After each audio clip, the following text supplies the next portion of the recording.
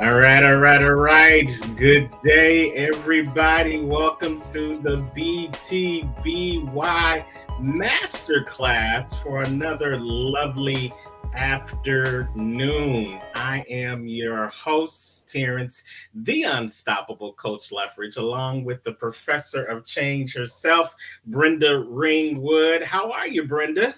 I am great, except for it's really cold here. Oh, wow. Really? I'm so sorry to hear that. So, how cold is it? It's about 20 degrees, so I'm sure you've got nicer weather in Florida. Yeah, the only place here in Florida where it's 20 degrees is inside my freezer. So thank you. Boom ching. So we are sending some of our BTBY warmth your way there in Kansas and to wherever you guys are all around the world.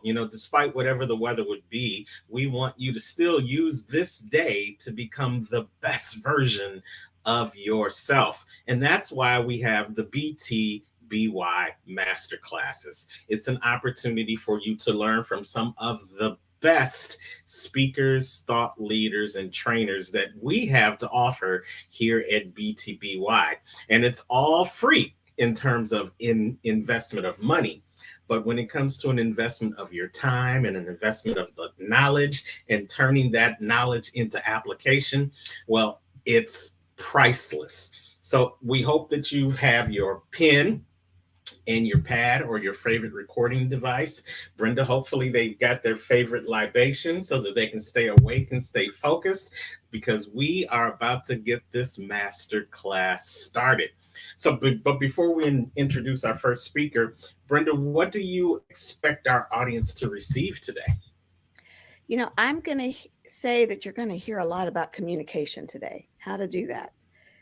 How we communicate is important because if you don't communicate right, then the wrong things get communicated, and then you have misunderstandings, you have hurt feelings, and that can be in business, it can be in personal relationships, it can be any type of relationship, professional, personal, at church. You just don't know what's going to happen if you don't communicate right. And a lot of misleading things happen. That's where trouble starts. Absolutely. So we definitely want you to become the best communicator you can be. We want you to become the best speaker you can be, the best preacher you can be, the best thought leader you can be, the best person you can be in your personal relationships as well as your professional relationships.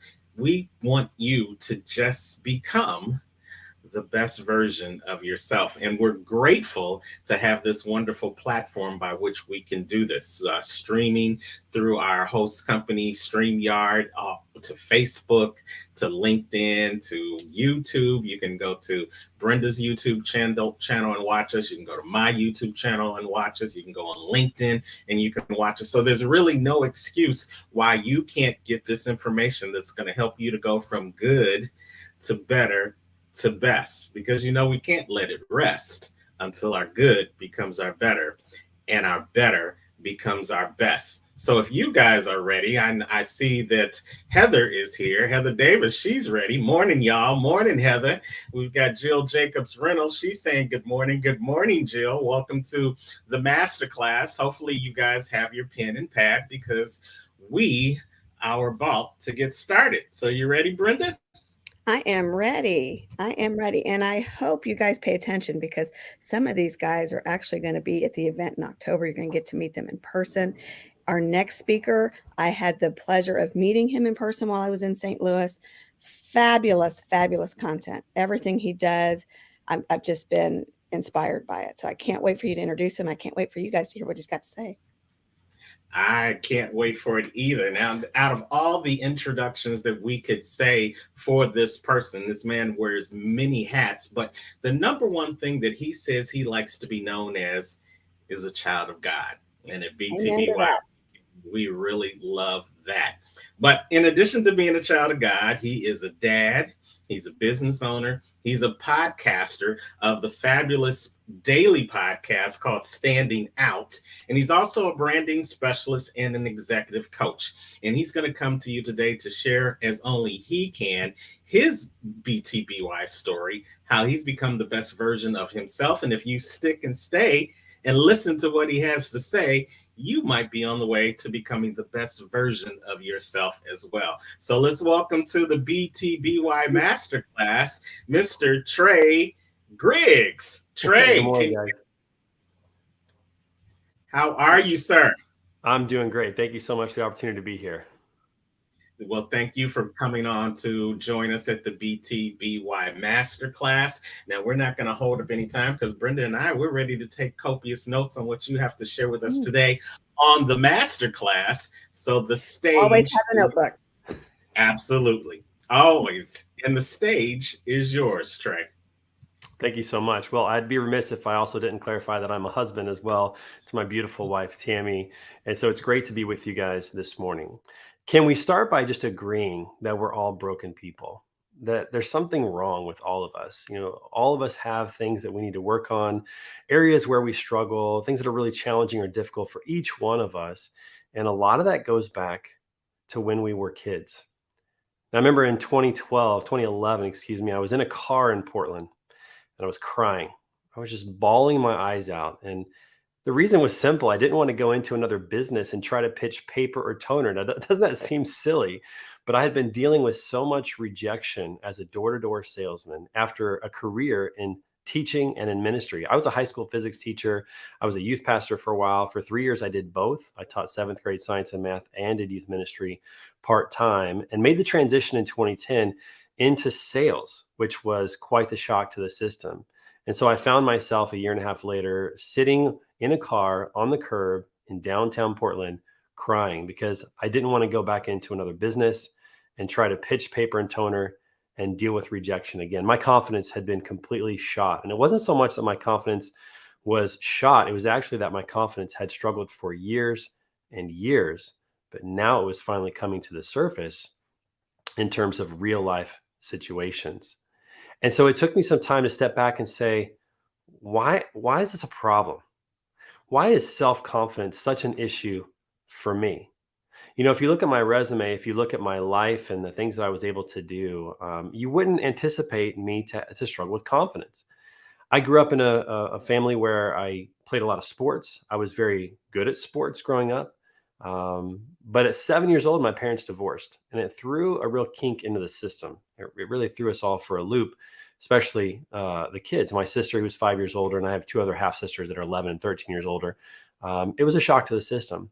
But life continued from that point on. I actually lived with my dad, which is a weird situation. I lived with my dad as a single dad, and just him and I. My sister, who was 12 at the time, I was 7. She actually went to live with my mom. Very weird situation. So I went from having a family and having siblings to really feeling like an only child. And what I ended up doing was I just poured myself into sports, and I was pretty good. I played on baseball teams that won Little League championships in Kansas City of a little organization called Raytown Little League that now is Raytown Sports Association. We won several championships. We won 3 out of 4 baseball championships from the age of 6 to 9. We won the basketball championship when I was 9 as well. I was on all-star teams. I was noted as a good player, and I had this resume that just continued to grow. But there was something going on during that time that was not quite right. As I got into high school, I tried out for basketball teams, and I made the JV team, freshman and JV team as a freshman. I earned a varsity letter for cross country as a freshman. I ended up playing 2 years of varsity basketball for the famous Bud Lathrop at Raytown South. I started playing golf my junior year of high school, and by my senior year, I qualified for state. I sang in musicals and in the choir. I was in the Cardinal Chorale, which was kind of the show choir back in the day where we did singing and dancing and did that. I ended up getting selected for a barbershop quartet. I sang in that my senior year of high school. I was a mediator in the school. I was the sports editor for the newspaper. I wrote. People knew who I was. On the surface, it looked like I should be a very confident person. I went to college, and many of those things continued. My freshman year, I played basketball at William Jewell College, and we made it to the Final Four of NAIA Division II, and it was an incredible experience. We lost to the eventual champion in the semifinal, but what a cool experience to go that deep in the tournament and to get that experience as a freshman in college. My sophomore year, I played golf at William Jewell, and we won our conference championship and made it to the national tournament. So in 2 years in college, I played in the NAI basketball national championship, and then I played in the NAI golf national championship. And I'm so blessed to be able to say that I played in 2 national championships in 2 sports.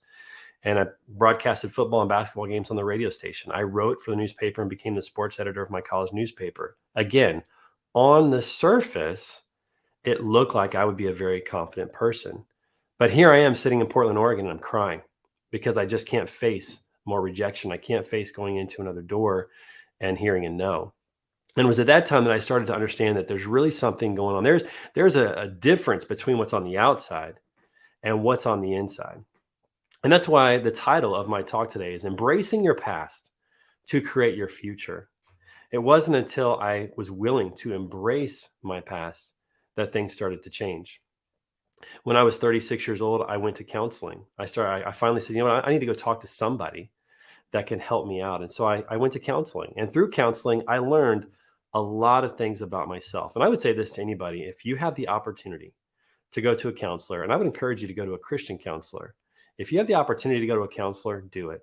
It is so healthy and so good to find out why you are the way that you are. And becoming self-aware is so critical. What I learned through my time at counseling is that the impact that my father had on me from ages about 4, 5, 6 years old all the way up to about 14 or 15 years old is what shaped the wiring of who I am and how I thought about the world.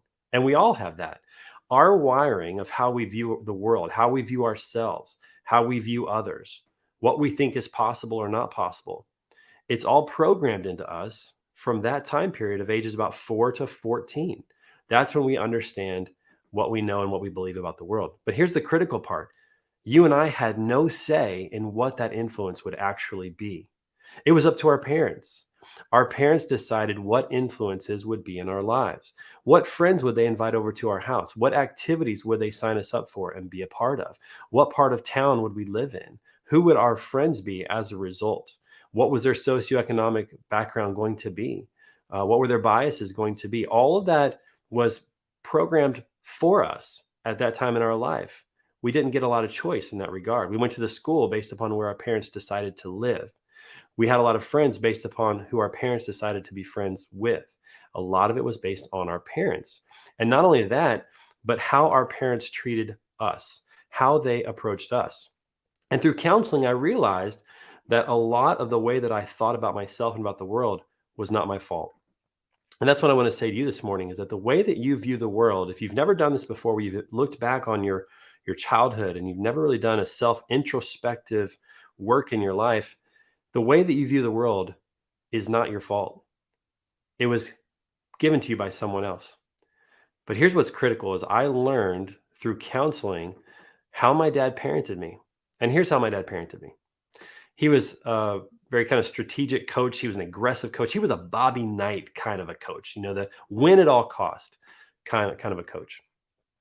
And it was one of those things where he would do whatever it takes to get an advantage to win. He was very competitive, and it was almost like he needed to win. Well, not only did he need to win, but he also needed validation through me. And here's the reason why. Not only did I look back at how my dad parented me, but I took a deeper look at how he was parented. Because if you're a parent, you know this. You tend to parent your kids the way that your parents parented you. Even if you didn't like it, it's ingrained. It's hard to change. And so naturally, that's what happens. Well, here's what happened with my dad. I want to give you the background on my dad. He was born in 1945. He was born during the war era. His father was in the Marines. His father spent time in the Marines on active duty in deployments. And when his father came back from his last deployment, which was the Korean War, his mind was really messed up.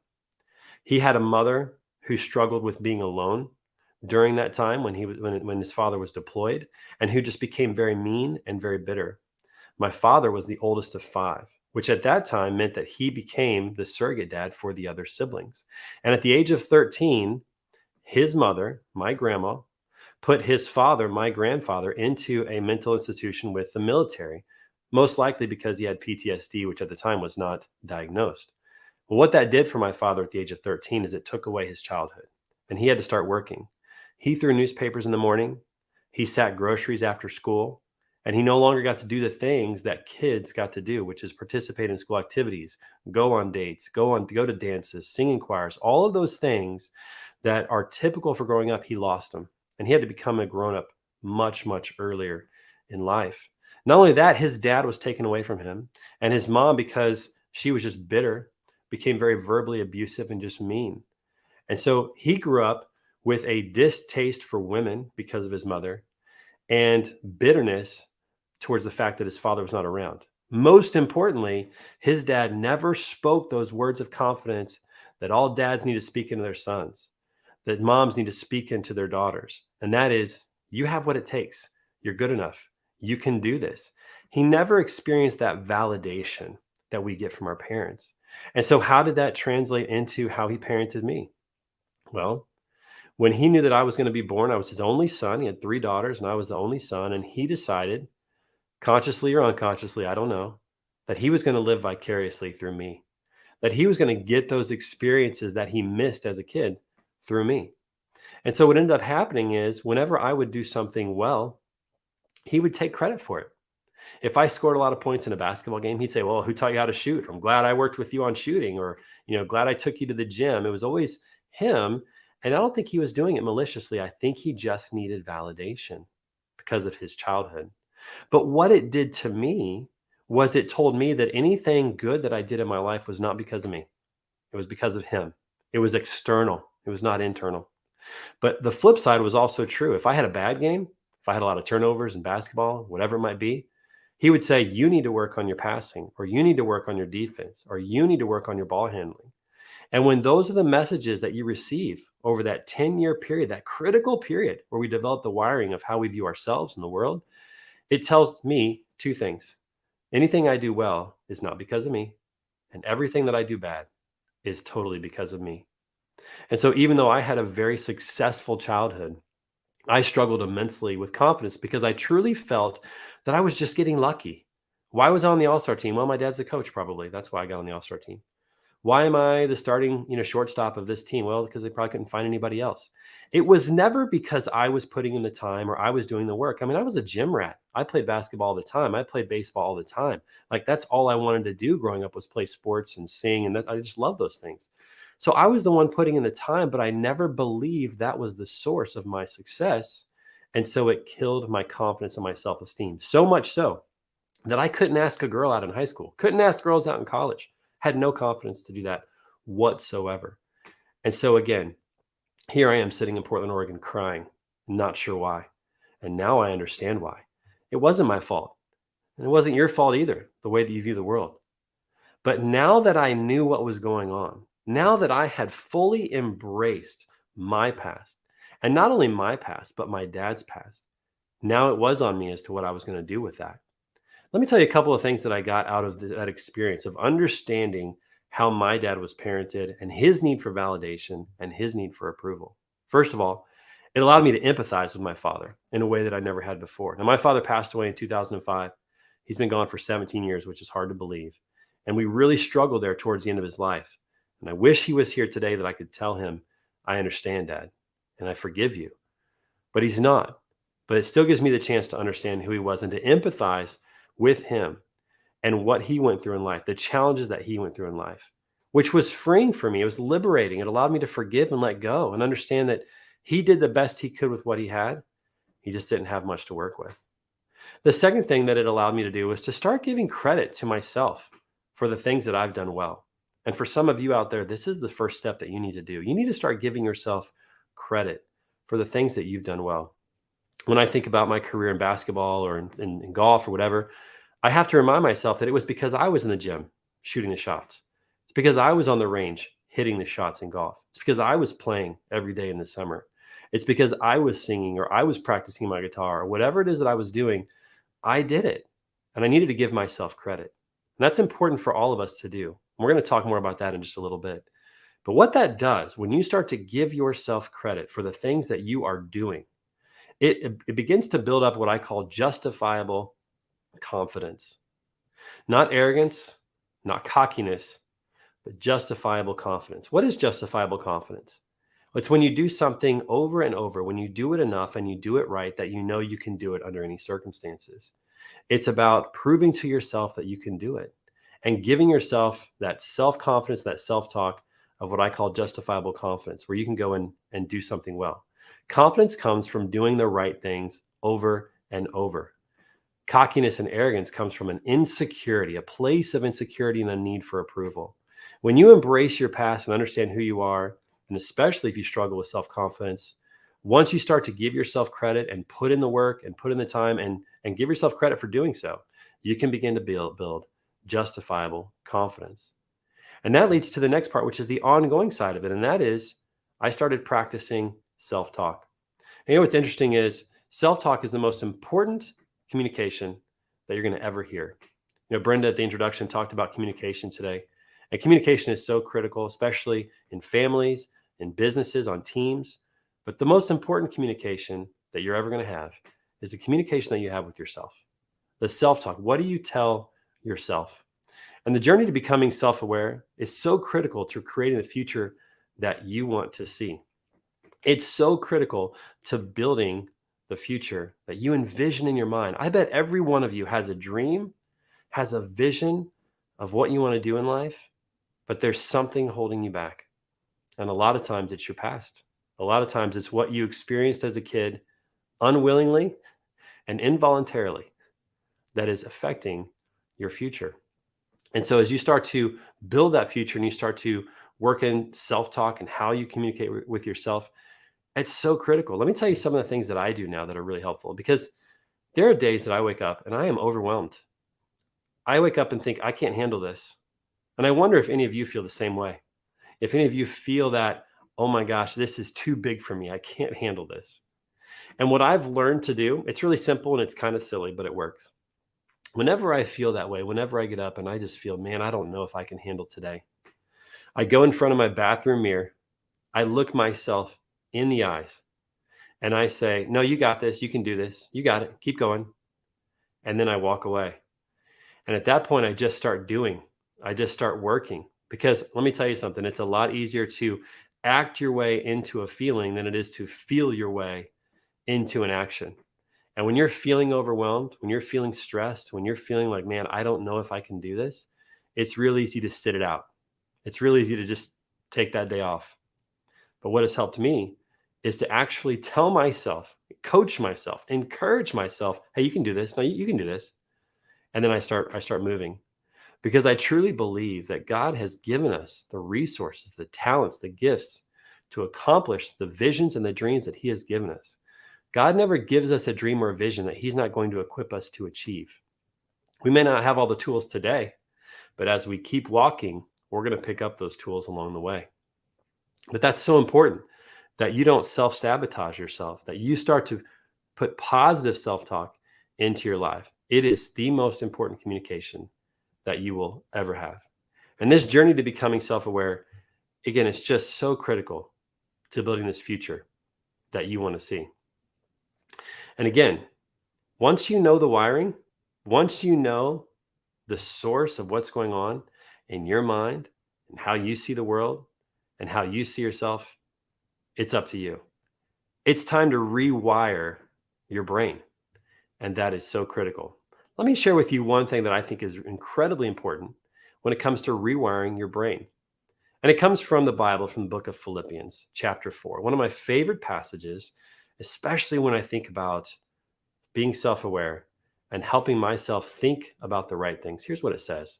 In Philippians 4, starting in verse 6, it says, do not be anxious about anything, but in everything, by prayer and supplication, with thanksgiving, let your requests be made known to God. And the peace of God, which surpasses all understanding, will guard your hearts and minds in Christ Jesus. And this is the really important part. Finally, brothers, whatever is true, whatever is honorable, whatever is just, whatever is pure, whatever is lovely, whatever is commendable, if there is any excellence, if there is anything worthy of praise, think about these things. I can't tell you how critical and important that is, to understanding the source, the true source of where self-talk should come from. It's not that we want to tell ourselves things that are not true about ourselves or not true about the world. We want to be honest with ourselves. But I love this passage, which simply says, listen, you're going to be anxious in life. You're going to stress about things in life. And I bet a lot of that's going to be from a lack of self-confidence or abilities, belief in your abilities. And this passage just says, listen, take that to God through prayer, through supplication, with thanksgiving, and just share this with God. But then most importantly is switch what you think about. All right. If you're thinking about things that are false, think about things that are true. If you're thinking about things that are not honorable, think about things that are honorable. If you're thinking about unjust things, think about things that are just. Think about things that are true and remind yourself of those things. And a lot of it for me comes from daily time reading my Bible. That's where it begins for me, because God is truly the source of my life, of my future, and where I'm headed.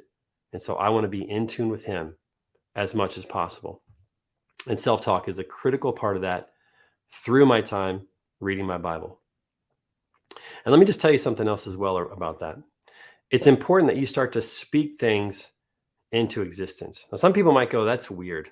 That's weird. But let me tell you something really fascinating. I had somebody share this with me one time, and this made a lot of sense to me. When you figure out where you want to go in life, the vehicle to get you there often shows up at that time. And I've remembered that a lot. And I want to share with you just a couple of things from my life, a couple of stories that talk about this. When I was a middle school math and science teacher, man, I felt bad for the kids. I mean, it was a rough time in life. How many of you had a good middle school experience? I'm pretty sure nobody's going to raise their hand. It's a terrible time in life. I mean, you have girls, their bodies are changing. They're often growing faster than the boys are. So a lot of times they're taller than the boys.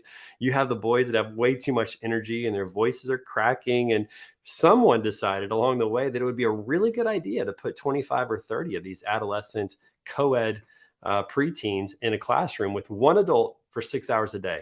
That just doesn't even make sense. When I was a teacher, I remember going, oh my gosh, my kids are never going to middle school. In fact, I would come home. We didn't have kids yet, but I would come home and tell my wife, when we have kids, they're never going to middle school. This is really, really, really difficult, really challenging.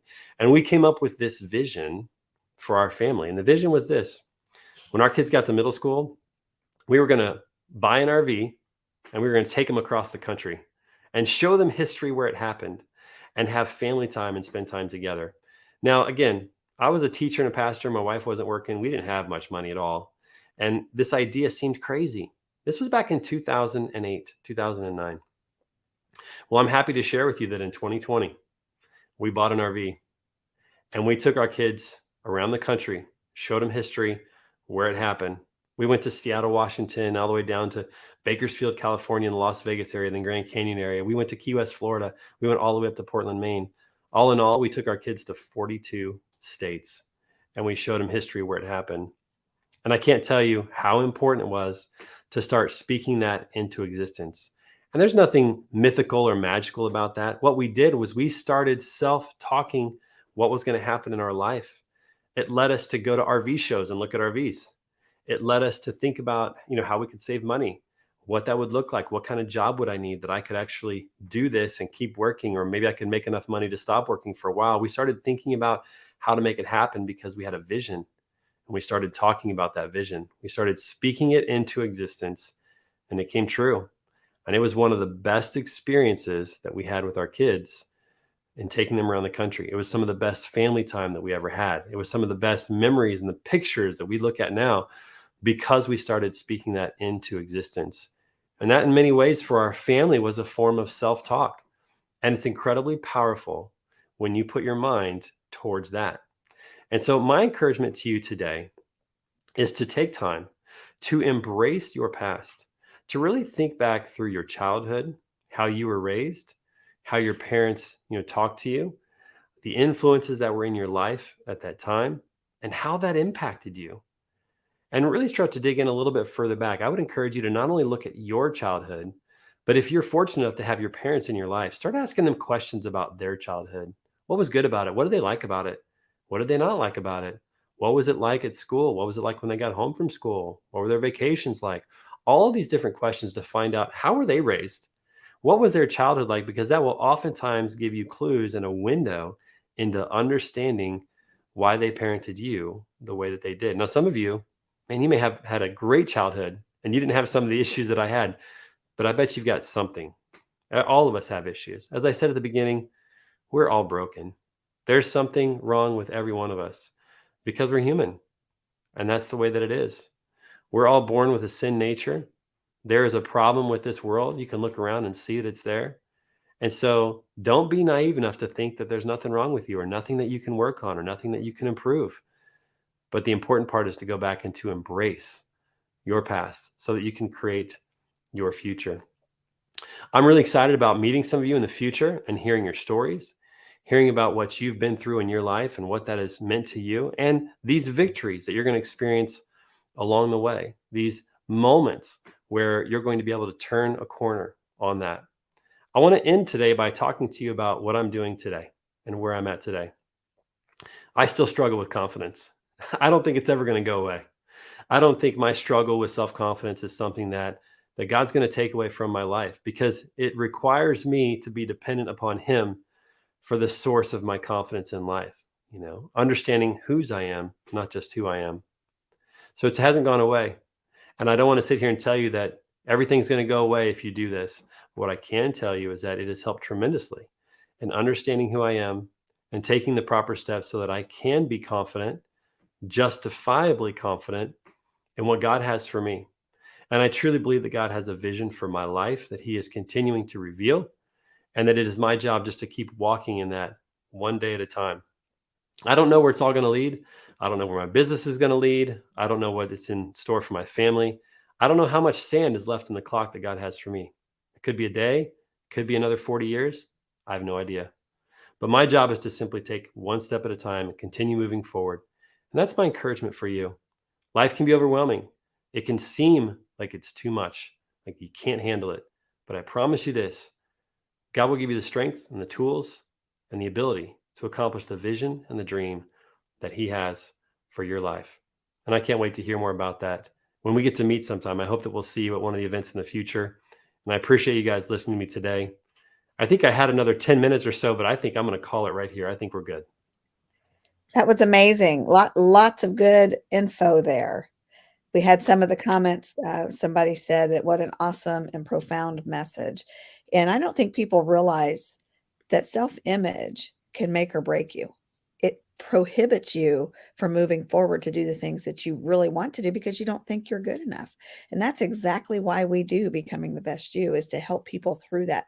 And it's a lifelong struggle for some people. I struggled with it for many, many years through high school, in through early years of my marriage. And it's tough. It's a battle. Yeah. And can I share one more thing real quick? Sure. So one of the books that has made the biggest impact in my life outside of the Bible is this book called Failing Forward by John Maxwell. Something that we learn in childhood as well is that failure is bad. We learn Right. that, in school, that we can't fail. We have to avoid failure at all costs. And that ends up crippling us as we become adults because we're afraid to try for fear of failure. And when you realize that the most successful people around us, whether it be with families or businesses or whatever, they're also the ones who have failed the most because they're not afraid of trying. And it's been a Right. huge impact for me, just to remember that, failure is not it's not a permanent state. It's not the end of the world. It's actually the building blocks to success. That's been really valuable for me. And it makes Absolutely. sense because, when you fail, you learn, and you learn what not to do again. You learn what works. And then you learn also the experience, and see that experience is what gets you to the next level. It's so critical. And some people say wins and losses, like, hey, let's talk about our wins and our losses. I don't say that. I say, let's talk about our wins and our lessons.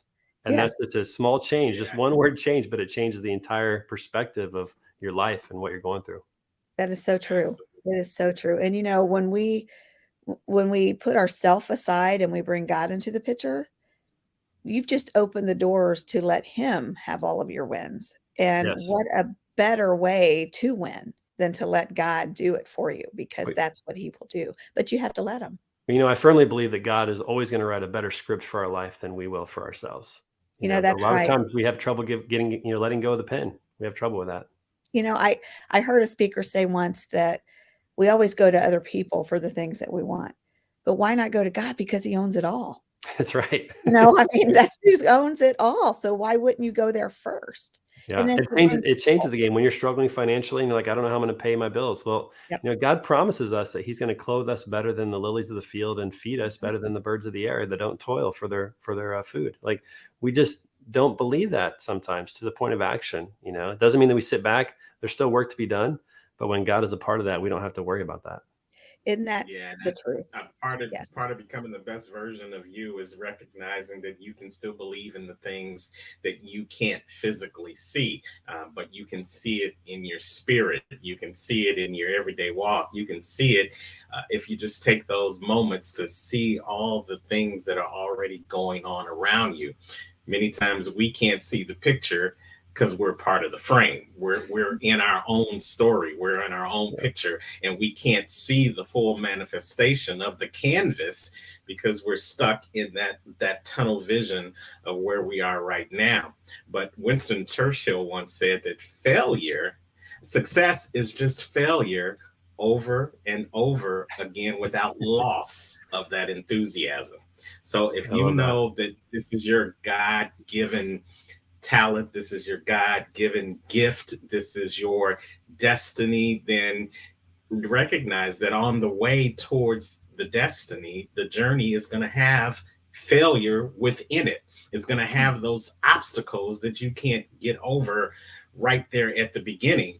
So that once you do get over them, you'll remember them, you'll give yourself credit for them, and then you'll continue to learn how you got over that last obstacle and use that to get over the next obstacle. So I thank you for really sharing that with us. And if I had one takeaway from what you said with us today is give yourself credit for the things that you have done.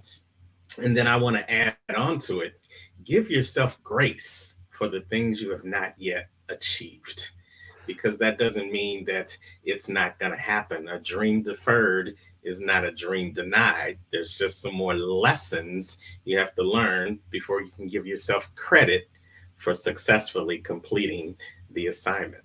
So thank you, Trey. How can they get in contact with you, Trey, if they want to have a deeper conversation with you? Well, they can find me on LinkedIn or on Facebook or social media. My handle is 24 Trey Griggs 24. They can send me a quick message on any of those platforms, and I check them all and respond personally. So would love to hear from anybody, and if I can help in any way, be glad to do that. They can also find our business at betaconsultinggroup.com, and if they have a question, there's a contact on there and a phone number as well. And you can meet him All in right. person in St. Louis. That's right. Absolutely. Come on, see him in February with our great BTBY family at the next BTBY event in February. Just go on over to comechangeyourlife.com right now, and you can learn how to embrace your past so that you can create your future. This is Trey Griggs, you guys, the BTBY Masterclass. Thank you so much, sir. Thank you. Thanks, Trey. All right, so let's give it up again for Trey with that great masterclass session. Trey, if you just go ahead and put your information in the comments, we'll also put it up on the screen so that they can see how to get in contact with you as well. So, what did you think about that session, Brenda? I love his story because it's so humble and it's so true and it resonates with so many people because we all struggle in that area to some extent, but nobody wants to admit it. So if you can't admit it, then you're not going to change it. That, Yeah. that that's key. You have to be aware of the problems that you have in your own life in order to make the changes that you need to come through it. Yeah, and I think that goes a long way for what he was saying about give yourself credit. Before you can give yourself credit for anything, you have to be aware of the things that you've done. And many times in our microwave society, we are aware of the things we haven't done, and that's what we Mhm. tend to focus on. But if we were just to sit back and put pen to paper and just write down the things that we have done, not, you may not have reached the mountaintop, but maybe you've climbed that first rock to get to the mountaintop. give yourself credit for that, because the journey of 1,000 miles begins with that first step. So give yourself credit for taking those That first steps step's as often you the go from hardest. often the hardest, but it's the one that leads to the good, to the better, to the best version of yourself. Mhm. So we want to thank Trey again for that. We are moving at hyper speed now into our next speaker, but we want to make sure that we put Trey's information out there so people will know how to get in contact with him. If you want to email him, you can simply go to his great email address, which we're going to put it on the screen just in a second. If the beautiful, lovely world of the internet will allow me to get it up there. Here, and again, Trey is going to be one of our groups. He's going to be one of our preferred speakers that you can catch if you come see us in February in St. Louis at the Becoming the Best You conference. But if you can't wait till then, just go ahead and check him out on his website, and the website on the screen right now, betaconsultinggroup.com, the betaconsultinggroup.com, and you can click on his contact information and get more information on how you can connect with him now or how you can connect with him in St. Louis in February. So let's move right on into our next speaker, because we've got another powerful presentation from someone who's going to be a part of our BTBY event next year in February as well, right, Brenda? He is, and let me tell you, you better get prepared because he's in your face. He makes things happen. Yeah, I've met with him on several occasions now in the Kansas City area, and I can't wait to hear what he's going to tell you guys today. And I can't wait for you to meet him in person in St. Louis in February.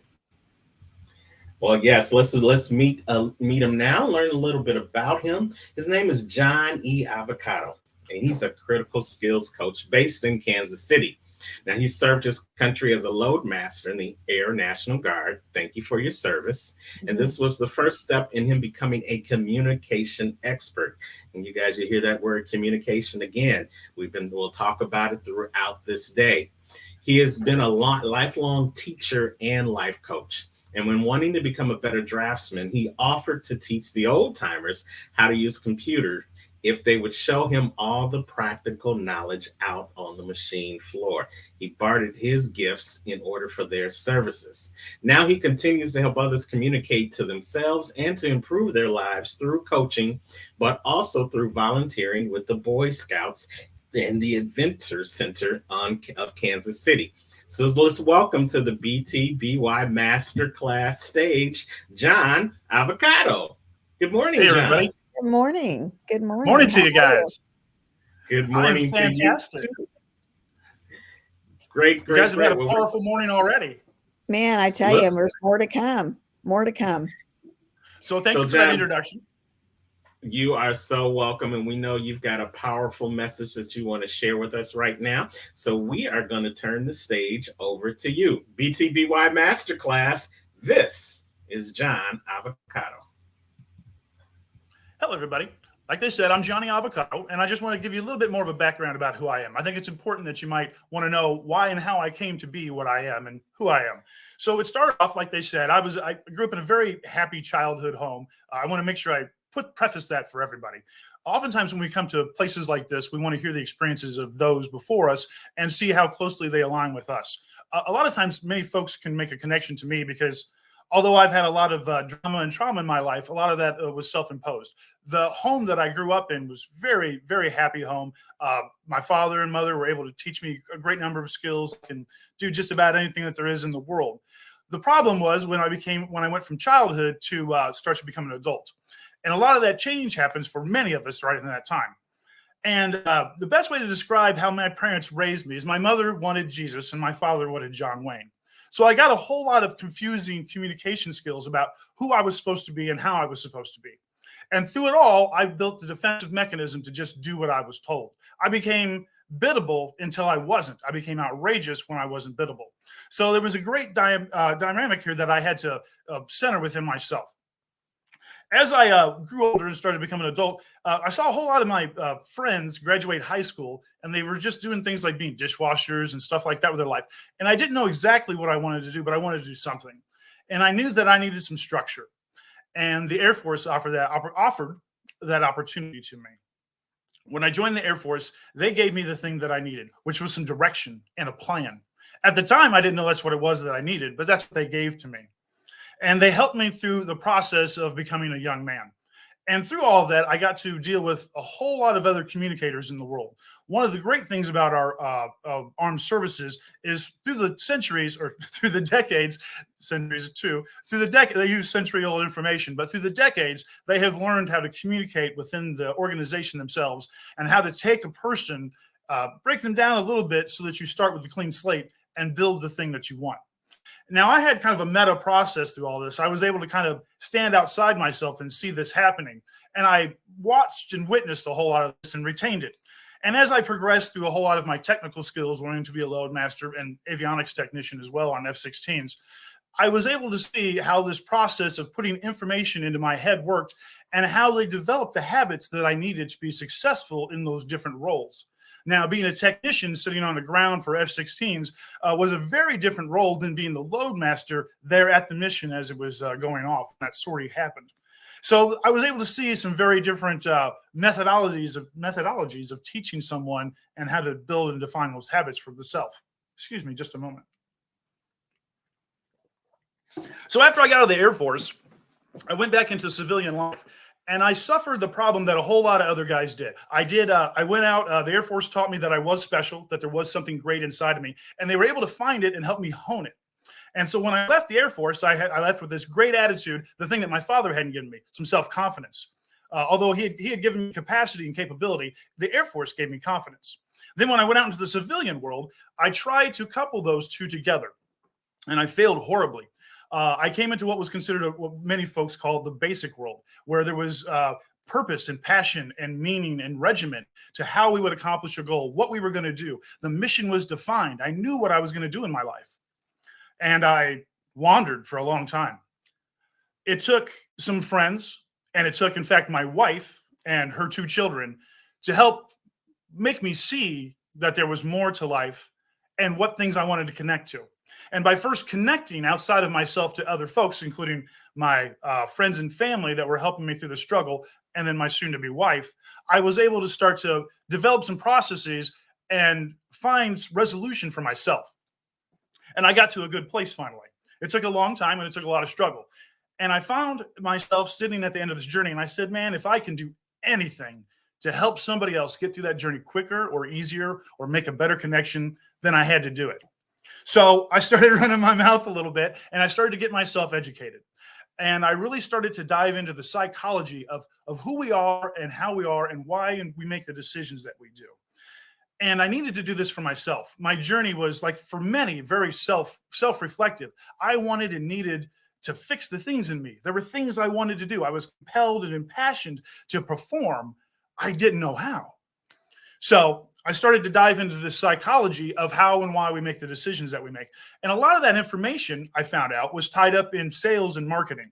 So I went down that road, and I started to chase down a lot of the information that you can find in amazing books like Think and Grow Rich, just to get you started, and a whole host of others.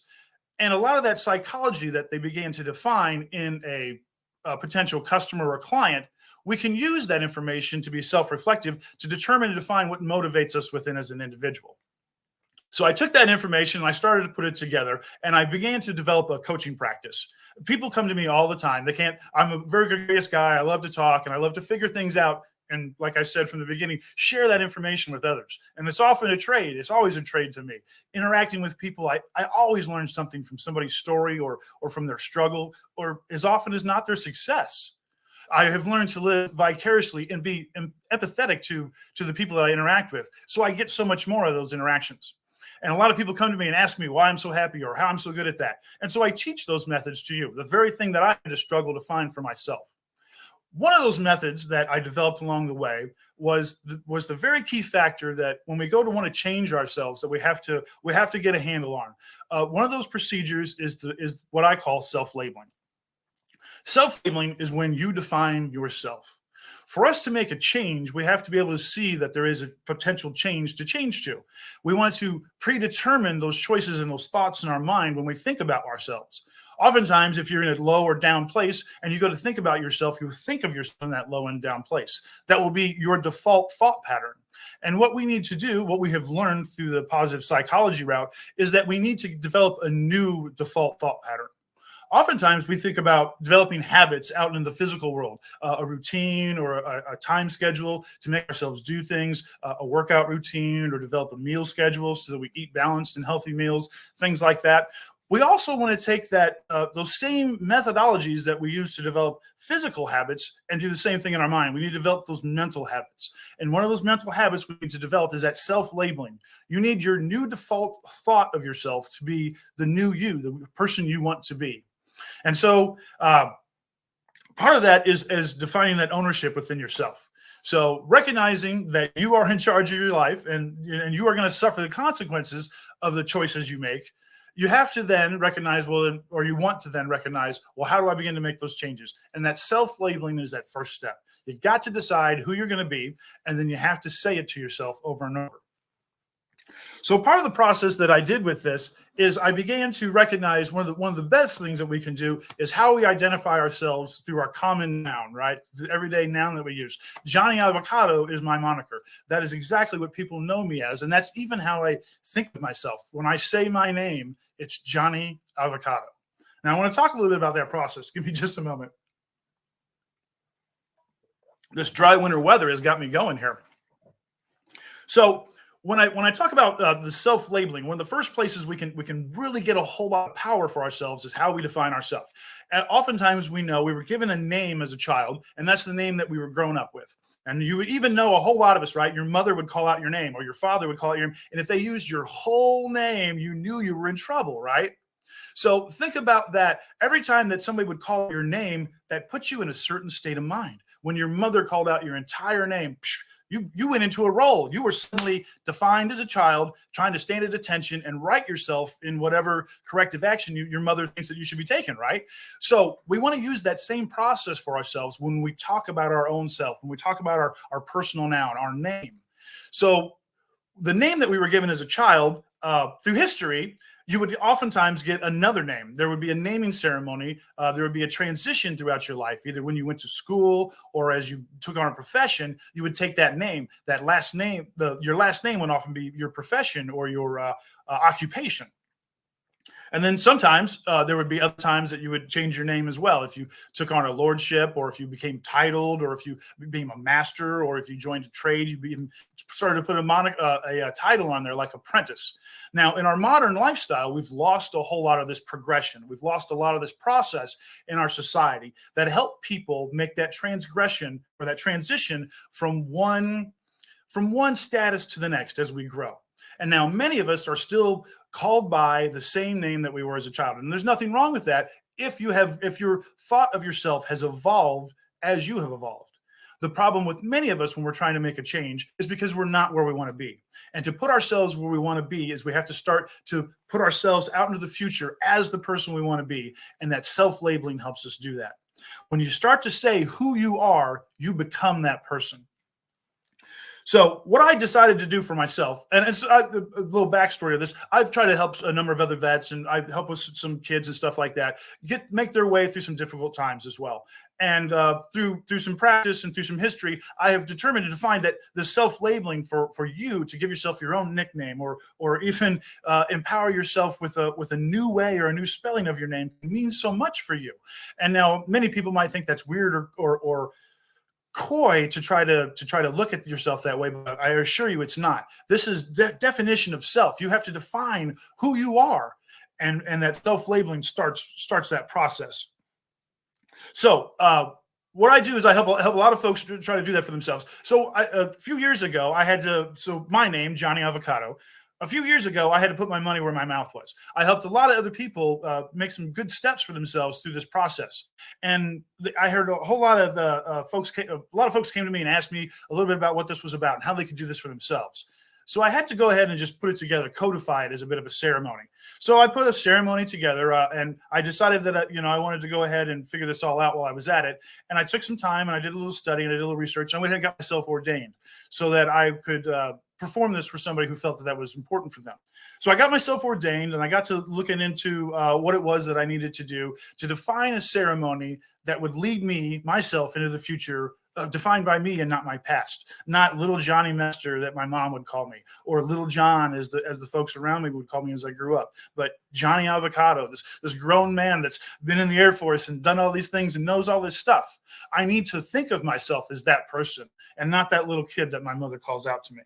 So back to my park story, because this is a good story, so we got to get in there. So I gathered all my family and friends, the close ones, because I wanted them to be part of what I was and who I am. I want them to take that journey with me. So part of my process was to develop what I called, I wanted to ground myself, right? I want to connect myself to the earth and use myself and reach out to the great beyond and define myself to everyone, the universe as a whole. So I gathered my friends and family in the park, and I laid out a rope, and I had everyone stand barefooted on the rope to connect themselves to me. And I stood in a planter with the rope, and I connected to them through the rope. And we had a bit of a ceremony, and everyone came up and talked to me and recognized me as who I was going to become, who I was to them before, and who I was going to become to them in the future. So that I knew when I said my name to myself that they saw me the same way. This new me, this Johnny Avocado, the man who was taking control of his destiny.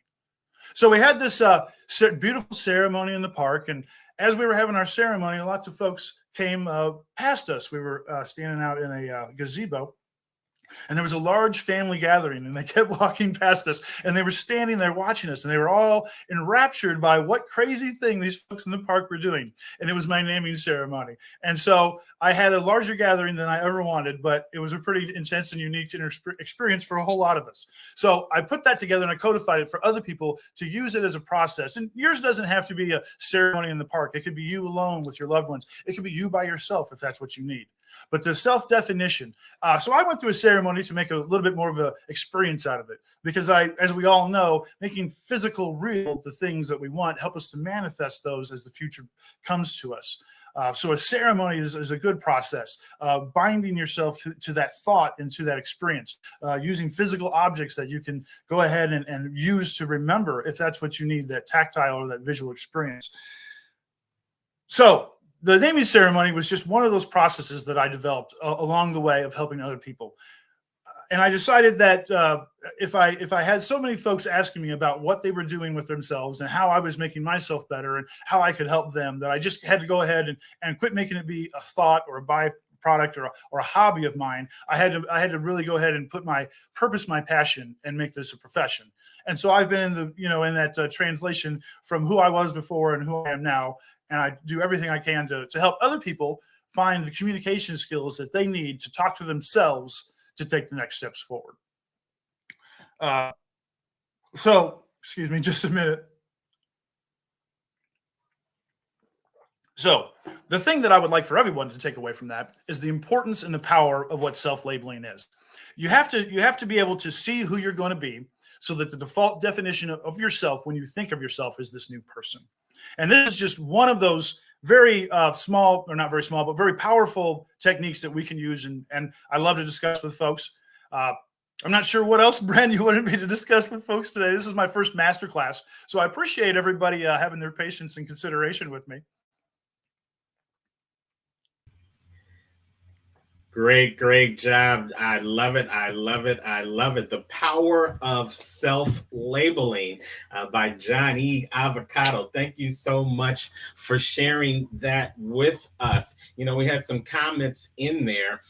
Kenya Craft says that she privately renamed herself, and she says her name to herself when she needs to remember who she is.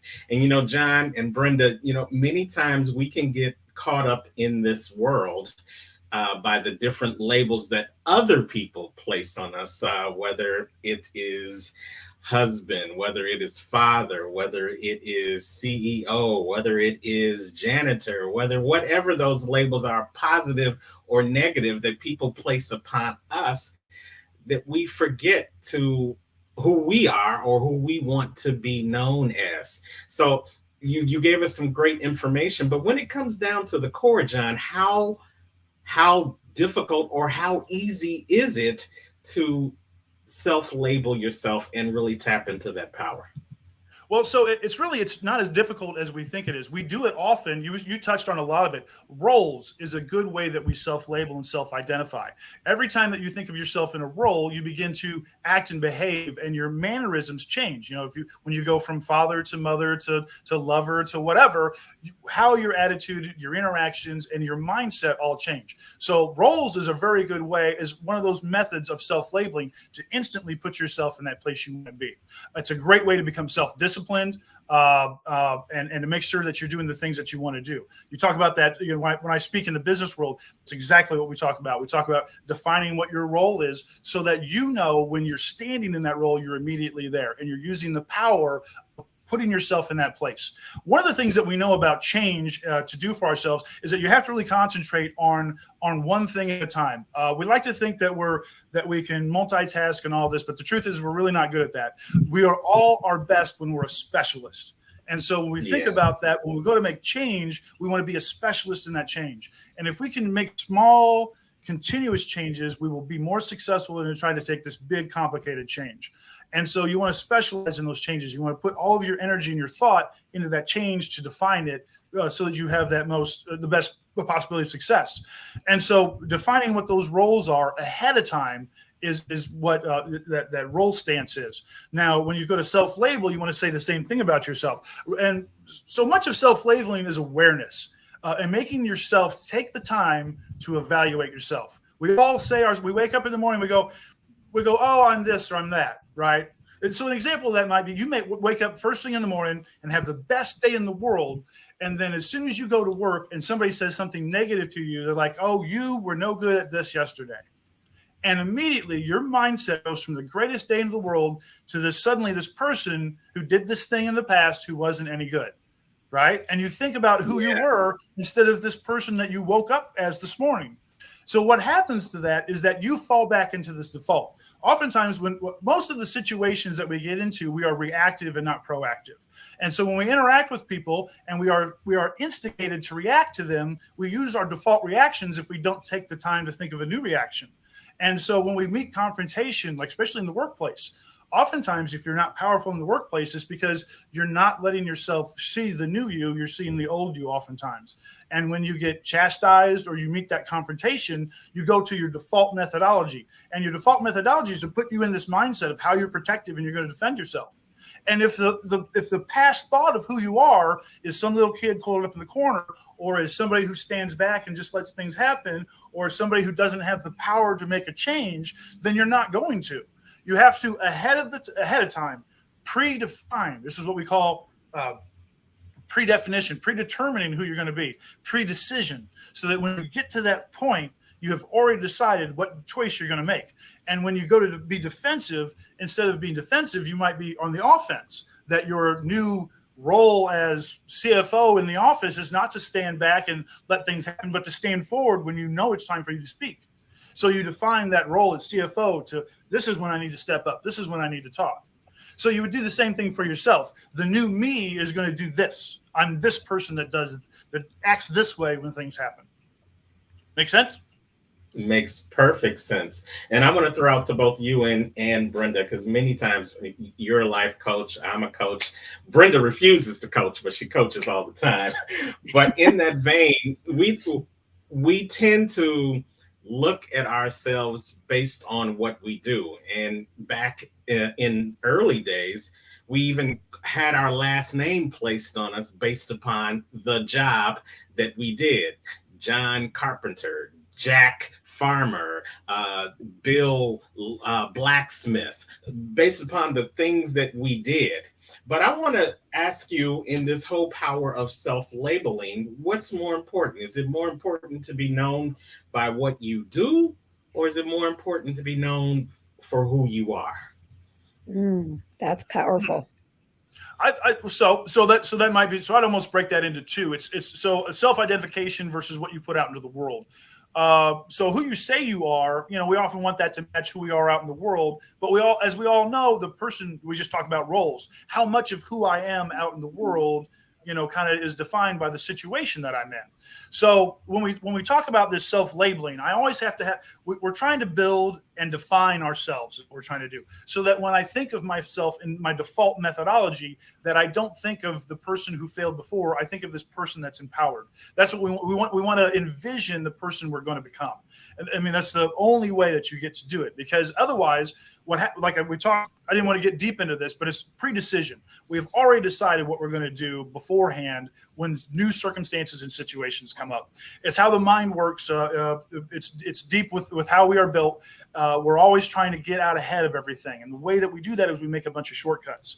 And some of those shortcuts are these default actions that we take when we get into circumstance and situations. And some of the most powerful ones are like confrontation or opportunity. Some people that won't raise their hand when they need to, things like that. So it's because when you get into the situation that calls for action, unless you are really self-aware, you really have yourself in the present, which is part of what you need to do to make change sometimes, you're going to fail. And so, as we all know, when we walk around in our daily lives, we're not always in the immediate present. We're thinking about what happened in the past. We're trying to think about what's going to happen in the future. Our conscious mind isn't always in the moment. And so when suddenly life comes at us, our brain doesn't take the time to suddenly reevaluate everything. We operate on a default action. And so we have to predefine what that default action is, so that when we're in that situation, that's what we're going to do. And so when we start to think about where we're failing, if our failure is in our self-speak, is in the way we think of ourselves, we need to define who we are. And like I said, roles are one of those great resources for us to use, because so many of us have a commonality. It's already predefined out in the world. It's already in our head what that role is supposed to be. So it's easy for us to slip into those roles. Now, everybody sees what those roles are a little bit differently. So you want to kind of, evaluate that. But since we can't always be aware in the moment, that's what we're trying to do when we talk about building habit in the mentality, is we're building a new default action or thought of ourselves. Make sense? It does. Makes perfect sense. I love it. And, if you want to get more of these critical skills, knowledge, and this understanding of the power of self-labeling, then you got to join us in February in St. Louis, when John Avocado will take the stage live in person to share some of these golden nuggets that he's been sharing with you right now. You are getting a master class session from John that he charges people, well, more than you paid to be here today. So make sure you are writing down these nuggets and really understanding the power that you have inside of you. The power of self-labeling. You get to tell the world who you are and what you do each and every day. And nobody can take that power away from you. So, John, if they just can't wait till February and they just want to have a closer connection, a deeper conversation with you about everything that you talked about, how can they get in contact with you? Well, there's a whole bunch of ways. I'm active in a lot of institutions and things like that. The ICKC, if you're an inventor or creative, you can always check out the Inventor Center of Kansas City. Check out the website and see what we're up to there. I have my private coaching that you can go to johnnyavocado.com and see what I've got going on there. You can meet me at my Critical Skills, which is open and free to the public. I usually host it at the Parlor. It is the fourth Wednesday of every month. We meet at 6:30. You can catch us there. It's open to the public. I have a bit of a monologue and a dissertation, a little bit of something for us to learn. And then we have an open networking where we kind of discuss what we've learned and meet a whole bunch of cool people. A lot of great friendships and some business opportunities have come out of that. And if you're interested in hearing a very cohesive set of what I've got to say, I've put together a training session. It's a 4-part session. It's part of my Dream Plan Do. And it's for 4 weeks in December. It's going to be Thursday nights. I'll put details up on the website. If you're interested, I'll take you through the entire process of how you can define your own life and take control of it through the rudimentary process of dreaming what you want, making a plan to do it, and figuring out how to make yourself do it. You can join me in any of those places. And you can also meet me in February at the Becoming the Best You in St. Louis. Absolutely. All great events. And Kenya says, yeah, you're going to be at the Parlor this Wednesday from 6:30 to 8. And it's a great way to start your Thanksgiving and talk about gratitude. And while we got you here, what are you grateful for today? I'm grateful for the opportunity to connect to all of you first off, but I'm grateful for everything every day. And that's a whole lot of what I'd like to talk in depth about on Wednesday. How do we stay grateful and happy with the things we have, but still force ourselves to strive for better and more? That's a conundrum that sometimes many of us fall into. We often think of the positive psychology as trying to help people off the floor. One of the things that I've really discovered is that we don't have to wait till you hit the bottom. If we can learn vicariously through others' mistakes and learn positively the things that we need to do, you don't have to wait till you hit rock bottom. And if you feel like you're one of those folks that are in the middle of the road that, oh, I didn't have this great trauma to me and I didn't have all this happen to me, what's wrong with me? Why can't I make myself do this? It's because we get stuck in these ruts. We get stuck into these default processes, and it is taught to us. It's part of our culture. It's part of our relationships and how our society works. And if you want to take control of your life, you have to write that code for yourself. So I'm grateful for the understanding of how we do that and that I can share it with other folks. Well, that is great. Again, check him out on his website, johnnyavocado.com. And you can also check him out February live and in person. All you got to do is click the link below, go to comechangeyourlife.com and register to have your face in the place with John E. Avocado so that you can understand the power of self-labeling. Thank you so much, John, for being on our masterclass. We appreciate you, okay? Thanks, guys. I sure appreciate the opportunity. And have a wonderful Thanksgiving, everybody. You too. Right. You too. That was John E. Avocado. He's going to put his information in the chat as well, but you can go to his website, johneavocado.com, or you just go ahead and get that in-person ticket right now and meet us in St. Louis in 2023, where you can see him as far as some other great speakers, thought leaders, entrepreneurs that are going to be sharing their tools, tips, and strategies to help you become the best version of yourself. I think it's already going to be fabulous. What do you think, Brenda? Oh, yes. And we haven't even scratched the surface. So it's going to be amazing. You know, he was talking about the name and becoming yourself, right? You know, in the Bible, every time that there was a name change, you better listen up because something significant happened for that person to have a name change. And that name change was given by God. So John recreated his name into what he wanted to be portrayed by into his own brand. And that sets a significant example of coming into your own. Absolutely. And you know what, guys, this is just one of the many speakers that are going to be with us in February at the Becoming the Best You conference in St. Louis. Now, before we go to our next speaker, let's just give you a few clips from some of our previous events so that you can get excited to be with us at the next one here in St. Louis in February 2023.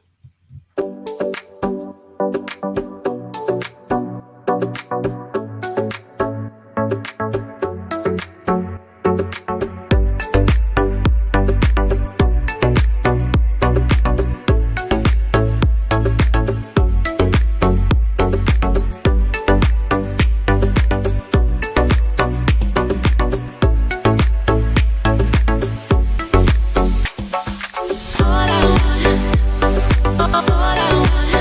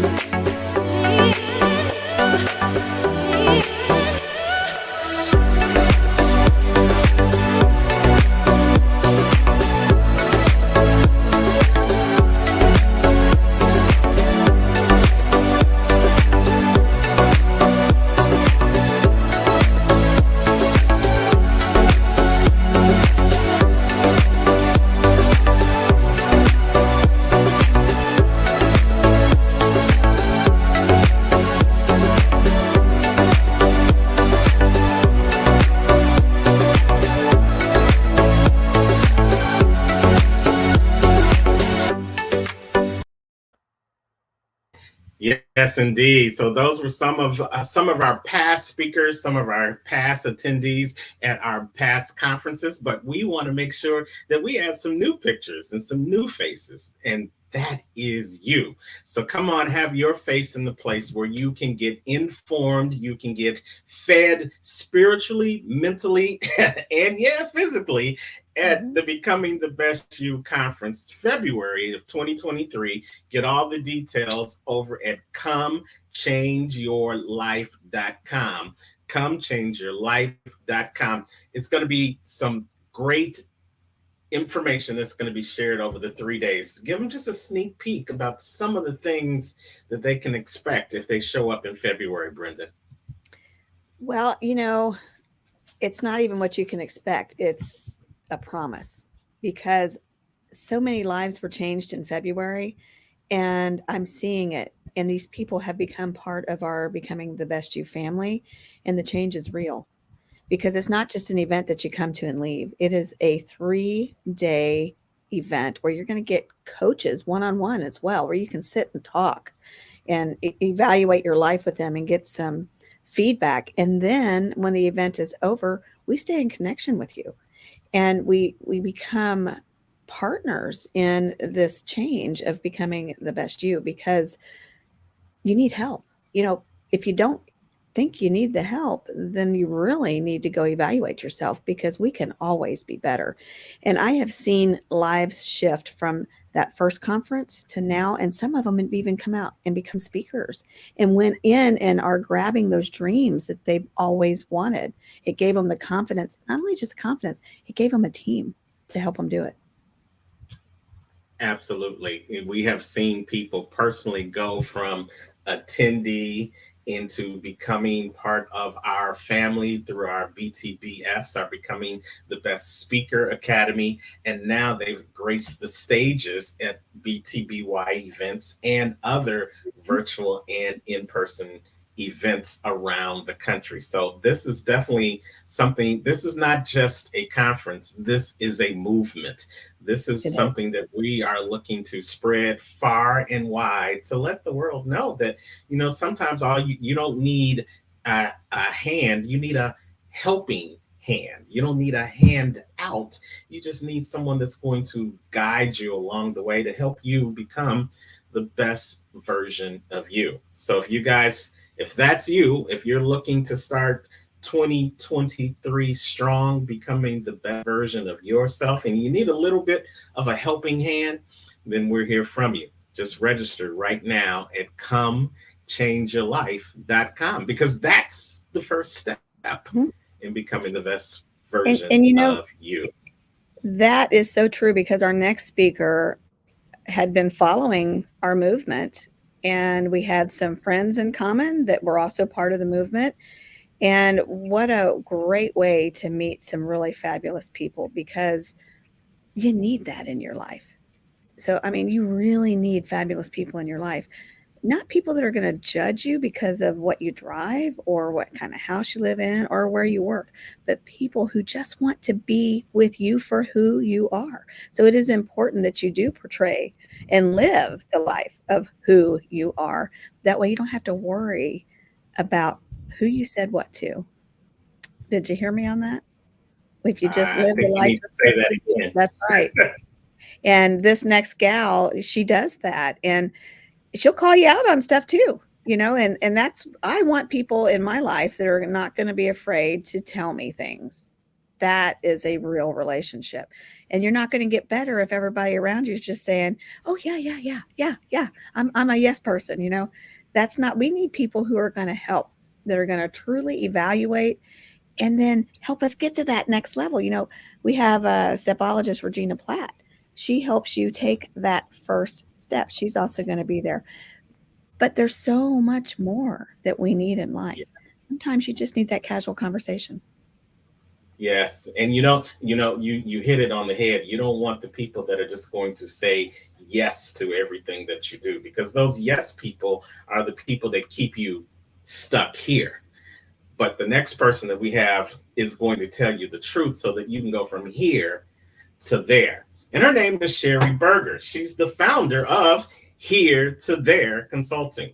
It's a process and procedure, and she is a process and procedure architect. So, it's important in architecture to make sure that you go from the thought to the implementation and that those two connect directly.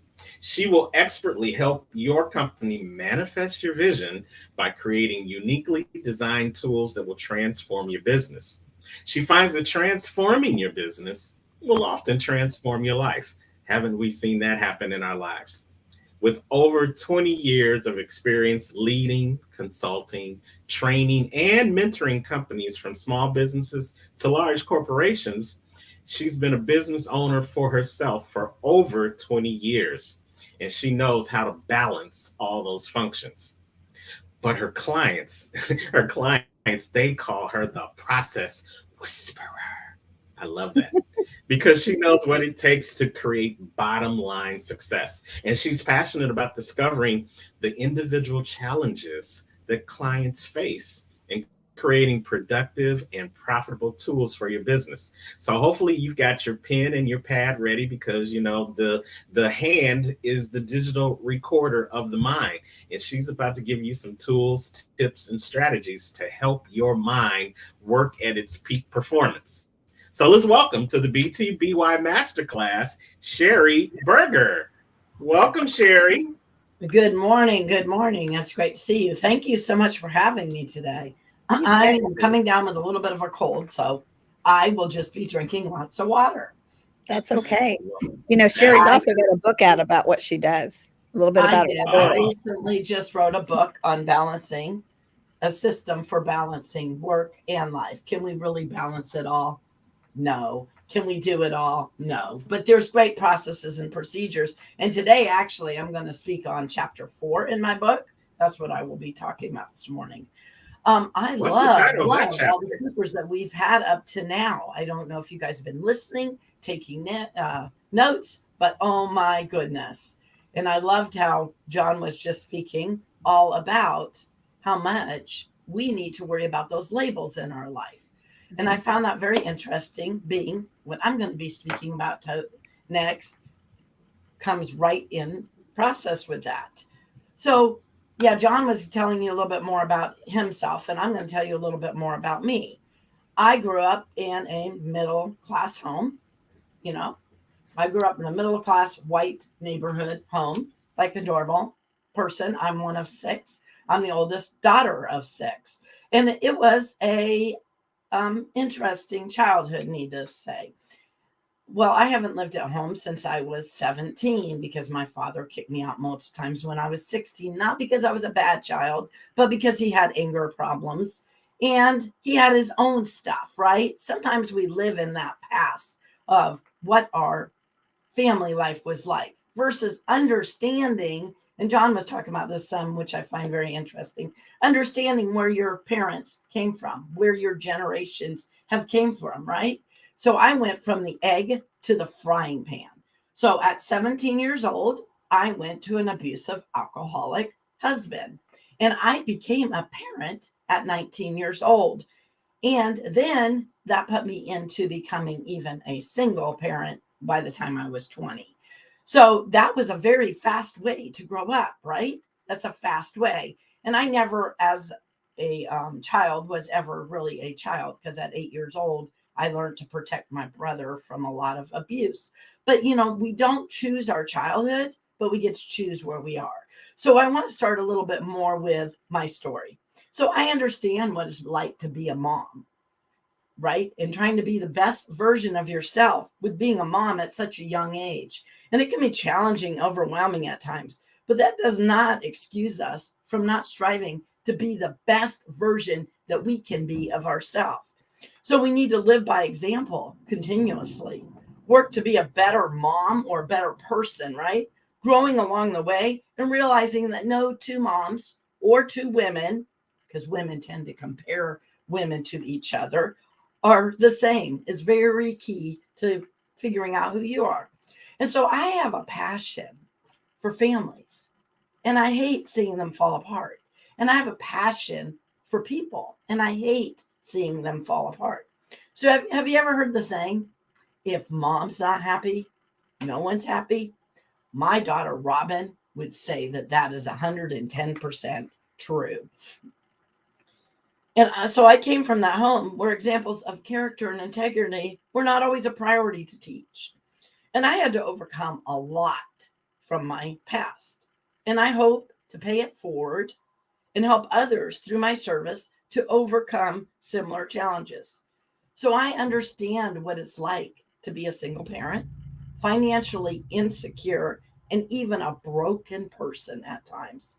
But I also know that you can overcome obstacles like this.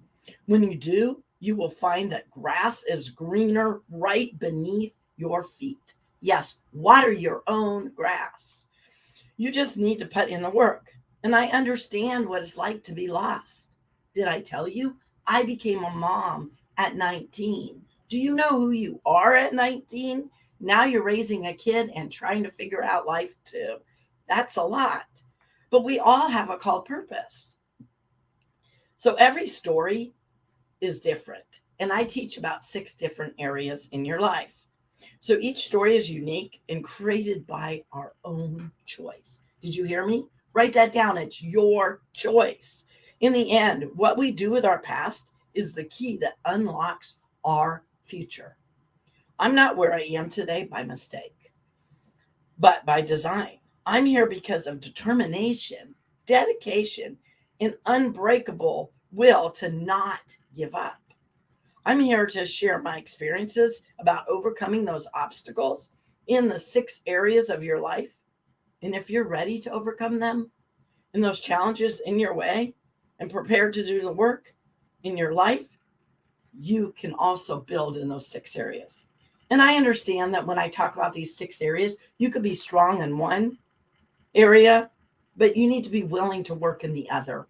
And I just told you I did. I wrote this book, and it's on Here to There, a system for balancing life and business. And right now, I'm going to go over chapters 3, just bird's eye view, because those are we have to have an attitude though, and realize that we can do and nothing will ever stop you. You need to realize that, right? So as I was working with small to mid-sized businesses, and I've done a lot of business coaching, and I also do life coaching, and I've worked as a consultant, and I've owned my own business for the last 20 years, and I've owned this one for 11 years. I realized that if I was sitting down with a business owner and their life was out of whack and they were having problems in their relationship, did you know it would affect their business? I would sit down and go, hey, let's put our business plan together. Let's put our marketing strategies. Let's figure out. But they were having relationship problems with their teenager or going through a divorce, or not everybody has a family, right? But everybody have people in their life. So if they're having problems in the relationship, it was affecting their business. Then I would sit down with people and they would have health problems. Oh, I understand that. I've had some of those too. But they would have health problems and it would interfere with their business. Can you believe it? Then there was people that were not doing personal development. If they were not growing, it was affecting their business. And when I mean personal development, I mean in your life and your business. If you're trying to be, I didn't really have an example how to be married. And now I'm married to the love of my life. We've been married, 28 years. And we've been dating, I always tease, 32 years, right? But I wouldn't know how to have a marriage if I don't do some personal development on it. I didn't know how to parent without having parenting books, right? You don't know how to run a business without constantly learning with some of your personal development. It could be podcasts. It could be something like this mastermind. There can be so many ways, but if you're not growing, you're dying, right?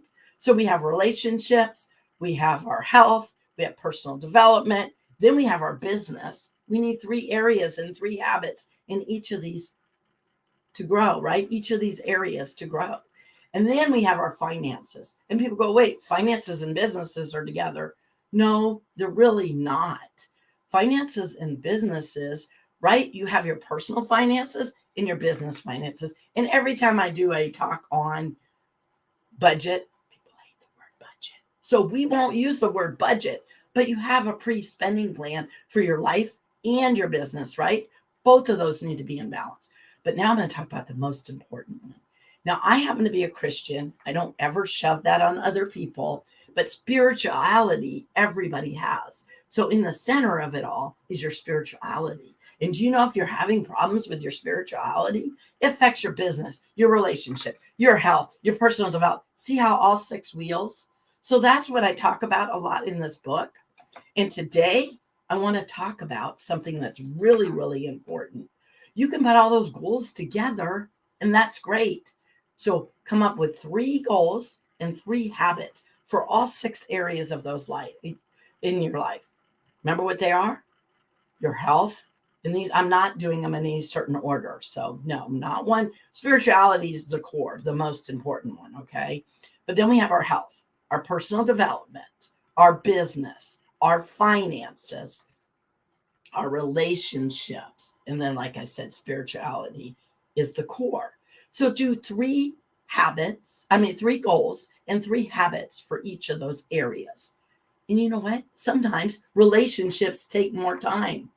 Like I said, when I've sat down with people and they're having teenage problems, or they're going through a divorce, or they're just having marital problems, or maybe they're having problems with their parents, right now, I'm the sandwich generation. I have young adults, I call that they're trying to, ride the bike of life. They're trying to take their training wheels off. 17 to 25, I always say, is those self-discovery years. They're trying to figure stuff out. And then I have aging parents, and that can be difficult. So I'm known as sandwich. So that could take a lot with relationship. So when I would sit down and if I looked at my relationship, how am I being a good mom to my young adults right now? What are some of the habits, right? And are we going to meet? Like only 2 of them now live in town, but are we going to meet at a certain time to have dinner or coffee? What are those habits? So if you go in each of those 6 areas and you set up your 3 goals and your 3 habits. For instance, with my marriage, I find out that I love people. I'm always there for people. And I do not answer my phone on most nights from 9 to 10, because that's when I'm hanging out, or it might be 9:30, 10:30. I spend an hour every night with my spouse. How important is that? That's the most important person to you, but sometimes you'll forget to do that. So I intentionally see my spouse, and now we're going to hit peak season. He's a UPS driver. I'm not going to see him an hour every day. That's unrealistic, but let's look at your different seasons that you're in and what you want in those areas. And today I'm going to talk about relationships. Do you know you're surrounding with people that reflect what you want to be and how you want to feel, and the energy can be contagious. Can you believe that it's November already? Fall is here. And if you're like me, I'm so excited. I get to get together with my family, my friends, have fire pits, family time. We just did a celebration, a pre-celebration for the holidays. As we're going into the holidays, sometimes we think Thanksgiving has to be on Thanksgiving. Does it? Christmas has to be on Christmas. Does it? If you have 2 pastors in your family, my son's a pastor and he's married to a pastor and a UPS driver, that is not how life's going to work. So we need to look at realistically when we're looking at our relationships, how do we get to spend time? So we've been the last couple of years spending the week before Thanksgiving, when my husband can take vacation, we do a pre-holiday celebration. And with 4 kids, you don't get them all together, and 3 of them are married. That just doesn't happen, right? So we get who we can, and then we're going to have another celebration the day after Christmas with some other kids. So you have to be a little bit adjustable, right, with those relationships that are important to you. But now I have a school teacher. I do. My daughter will graduate in May, and she will have her teaching degree. And this year she's student teaching, and she's number 4. And she sometimes thinks that we forget her. Yeah, right. She's the baby of the family, right? But she's like, the week before Thanksgiving does not work with me. Couldn't we just do the week of Thanksgiving? So now we're going to have to readjust when we're going to meet, because now we're going to have a school teacher, 2 pastors, and a UPS driver. Can it not get more complicated than that? Trying to get people together for the holidays. So that's where we have to be adaptable, right? And we have to realize that that's important. So this year, I love this time of year, because I'm a business and a life coach, to reevaluate my goals and figure out what I want to accomplish this year. Like I talked about, those 6 different areas. I love it. This is my favorite time of the year. And everybody always thinks it's because it's, well, I mean, I'm a Christian. I love Christmas. Easter's even more important to me. But I love Christmas, but that's not why this is my favorite time of the year, even though that is because I love my family and my friends. But what I love this time of year is people are willing to reevaluate their goals and start getting ready for 2023. I know I scared you. We're only what, 7 weeks, 6 weeks out to the end of the year? Or yeah, it's scary. I get that. In 2 of those weeks, we probably won't even be working, Thanksgiving and Christmas, right? But that's always my favorite time of the year. So when I look at this, though, and I start looking at all those areas, I start realizing this is a great time for me and for other people to ask a question. The great question is, who are those people that you're hanging out with? The great question is, do these people bring me closer to who I want to become, or are they taking us further away? Because you know what? When I look at this, I realize how many great people I have in my life. I have great people in my life to support me. But as I was thinking of this, though, I realized, like I said, all these amazing people I had in my life that support me with my goals in my life and my business. Who are those people in your life? Do you have them? I would love for you to comment in the chat if you have them, because that's great. And some of them are actually doing on this mastermind today, right? Awesome people. So there's 4 kind of people, though, I realize that people need in their life. They need coaches. And if you don't have a coach, I have a coach. I have a coach and a mentor for all of those 6 areas. Did you know that? I do. We need coaches, we need mentors, we need cheerleaders, and we need friends. Those are the 4 people that we need. Write that down.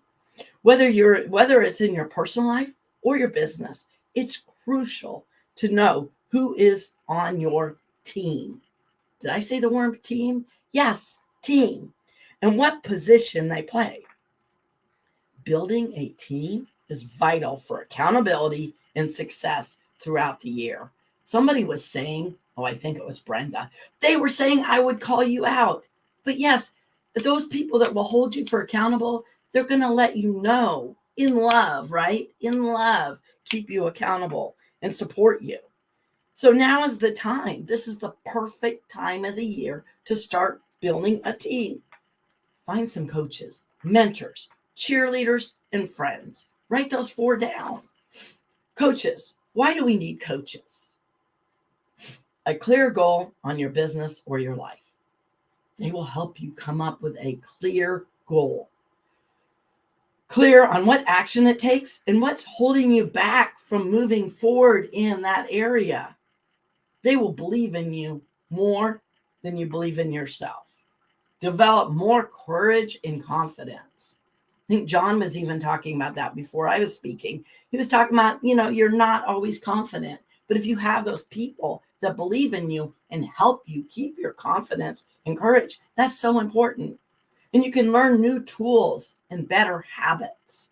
Who doesn't need more tools and better habits for their life and their business? Such as time management. I know that's another topic people don't like to hear.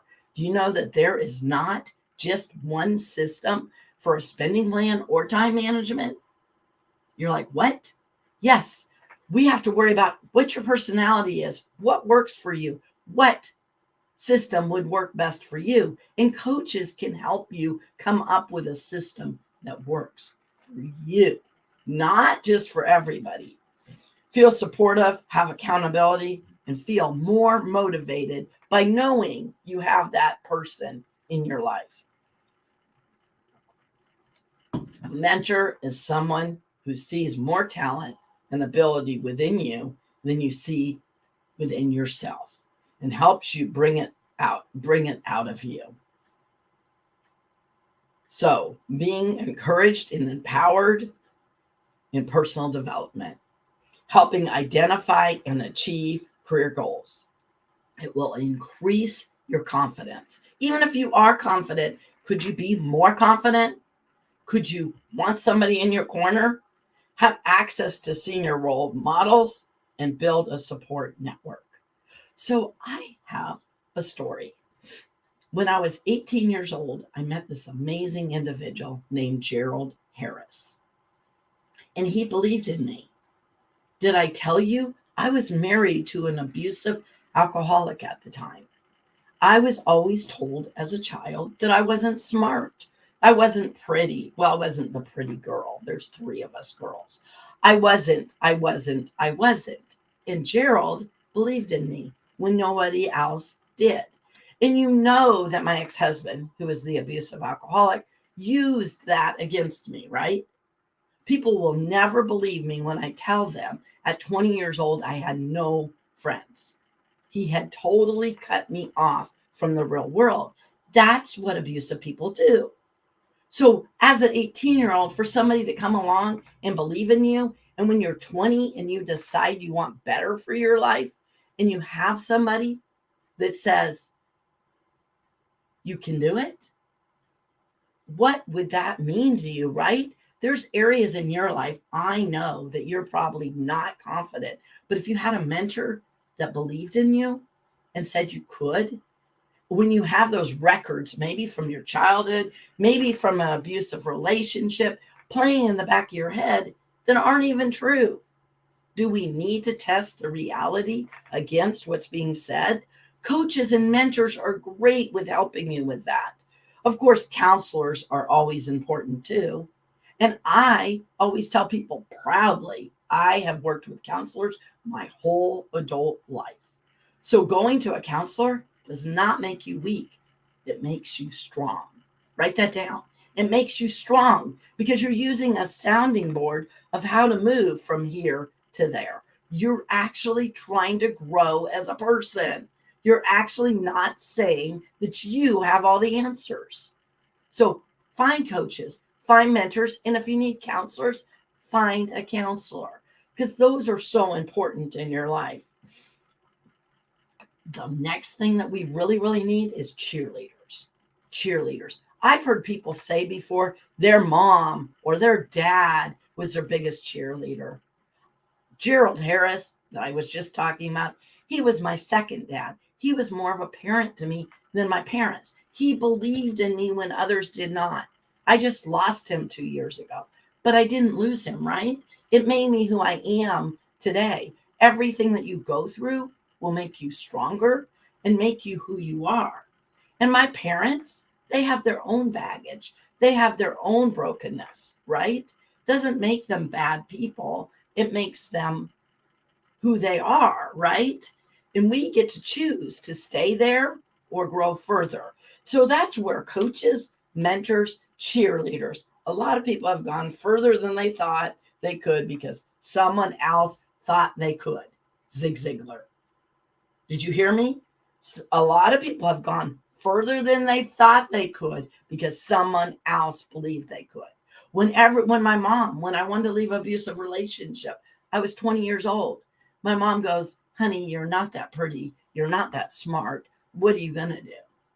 And some people go, that's so mean.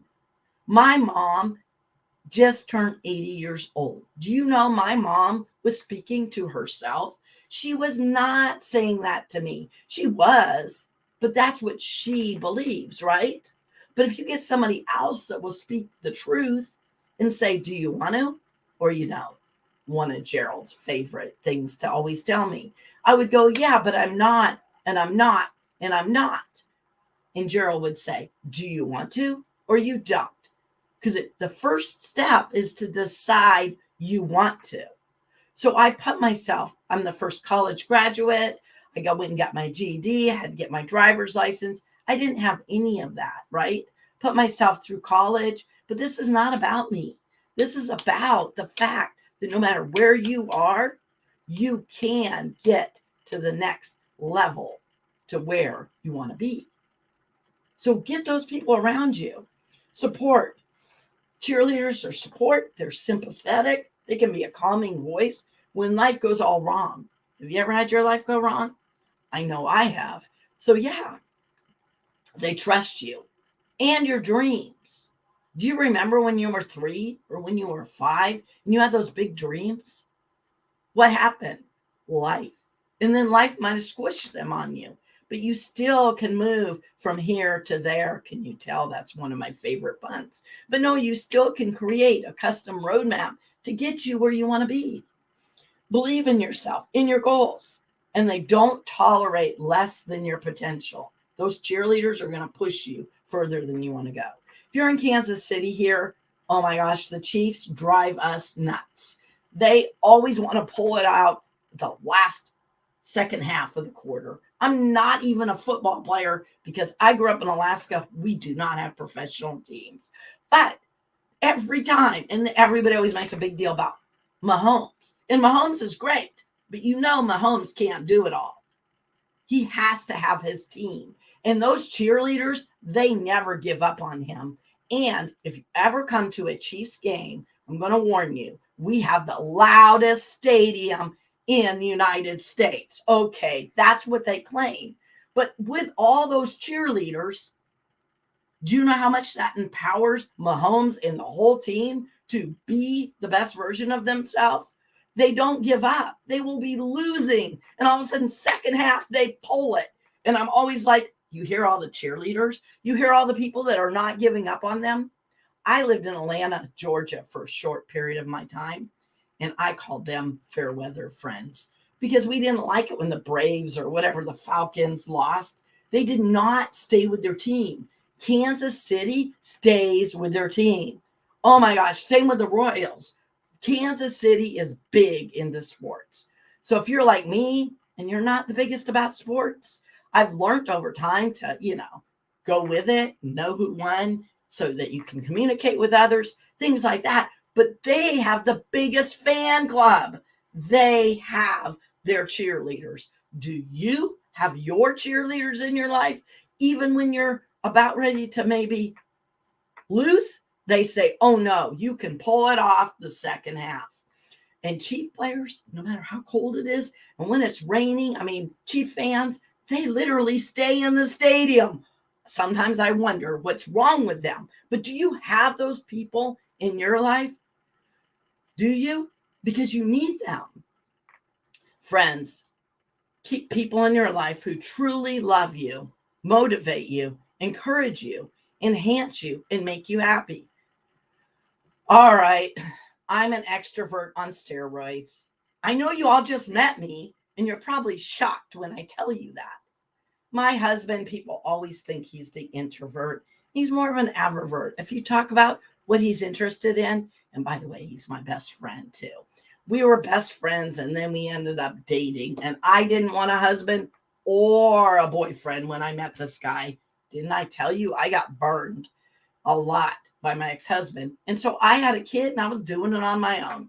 Not how it happened, and I'm glad I married him, but it took more than a minute. But he had to come to Jesus with me the other day. Oh no, it was probably a couple of years ago. And he told me, Sherry, you love people. And I'm like, yeah, I know. People are so amazing. They're like snowflakes. They're all different. And Kevin always claims that he never knows who will be at Sherry's house having coffee or wine, because I always love to hear your story and see how I can help you and support you. And that's such a great quality. And I invite everybody into my sandbox. And I used to have people, my friends would say, I had a party here once a month. And if it's every 5 or 6 weeks, that's a lie. That's not once a month. So let my friends know that, okay? But no, my husband finally looked at me when I had a few people. Do you know that there's mean people in the world? I didn't even know that till I was about 40. I thought everybody would intentionally maybe hurt somebody, right? You wouldn't mean to be mean, would you? Because that's not my heart. But that doesn't mean that that's not somebody else's, right? So my husband goes, honey, there's acquaintances, close friends, best friends, and friends that become families. And I'm like, what? He said, yes, there's acquaintances, there's associates, there's business friends. And I go, well, yeah, I get that. And he goes, no, Sherry. Not everybody is your friend. 3 key things to remember is it's okay to have business friends. You know, the ones that you like to see at happy hour, even church friends. I got great friends. I love to have coffee. We always have coffee hour and you run into them. But they might just be your associates or your acquaintances. Are they your really, really good key friends? And understanding and knowing that is so important. And it's not, you don't go up to somebody and go, hey, you know what? You're just an associate or business friend. But you, in your mind, need to know, right? Not everybody needs to. I mean, being transparent and being the real version of yourself is so important. And believe me, anybody that knows me will be like, Sherry's the same at church as she is in business, as she is at home. And yes, be that same person. But I'm saying, know who your really, really close friends are and your best friends. So I'm talking about those ones that at 2 or 3 in the morning, you break down the side of the road and you have them on speed dial. So have those friends and your best friends. And then, of course, I have friends that are, and I know you probably do too, they're like, they're family. I've created my own family over the years. Because I told you, my family's not always all that in a bag of chips. It doesn't mean that I don't love my brothers and sisters and my mom and dad, and whatever the boundaries with those toxic type people you have to have. You need to figure that out too, because you need to know your worth, and you must find the courage to leave the table if respect is no longer served, right?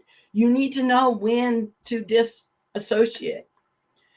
So a good question to ask yourself when you're around people, do you usually feel empowered when you're around them? Do you feel good and do you enjoy being around them? Or do you feel less than after you leave them? How are you feeling when you hang out with these people? It's so important to know that. And maybe you have to do business with them or their family member, or so maybe you still will be around them, but you'll know to limit. So do you feel bad or drained when you hang out with them? And remember, this was really, really hard lesson for me to learn, but I need you to learn it.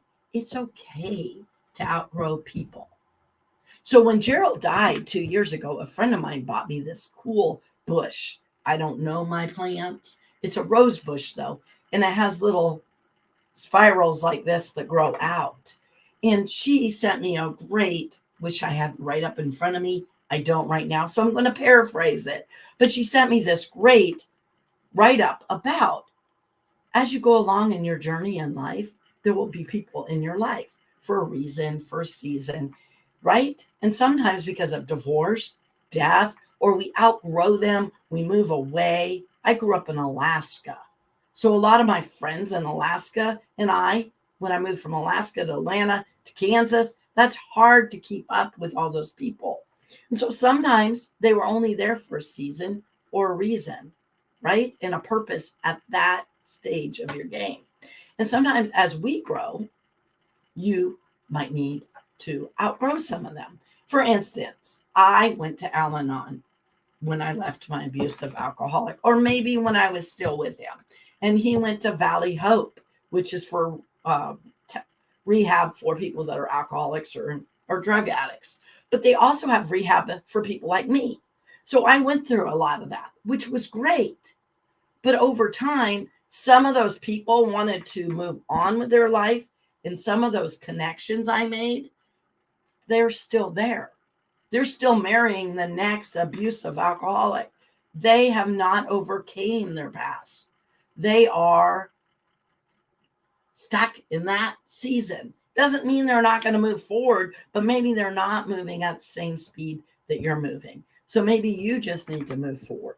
And don't walk up to somebody and say, hey, we're no longer friends. That's not. Just slowly stop hanging out with them and find people where you're trying to go next. And boundaries are basically about providing structure, and structure is essential in building anything that thrives. So for your life, in your business, part of your structure is to have boundaries. So you can limit your time with people. You can be consistent with your response. So when I raised all my children, if you have not heard of it, Love and Logic was a great way to give kids natural consequences for their actions and not tell them what to do. But one of the things that we learned was, okay, like if you're dealing with a teenager, and people are not teenagers, but when you can speak to me in a nicer tone, I would love to hear what you have to say. Because if you have had, I had 3 at once, I know, oh my goodness. But anyway, if you've had a teenager, they sometimes will be a little dramatic or not speak respectfully. So you would say, when you can speak to me in a nicer manner, I would love to hear what you have to say. So if you can find those things like, I don't know, just find those ways that you can set up clear boundaries and already know what you're going to, I call it go brain dead, and say to those people when maybe they're disrespecting one of your boundaries. So do not give them, though, your time and your emotion. Sometimes we do that. We don't need to over explain ourselves. Not everybody cares why you have a boundary. Not everybody cares to know what your problem is. I hate to tell you that, but not everybody cares. If you need to, talk to those people that do care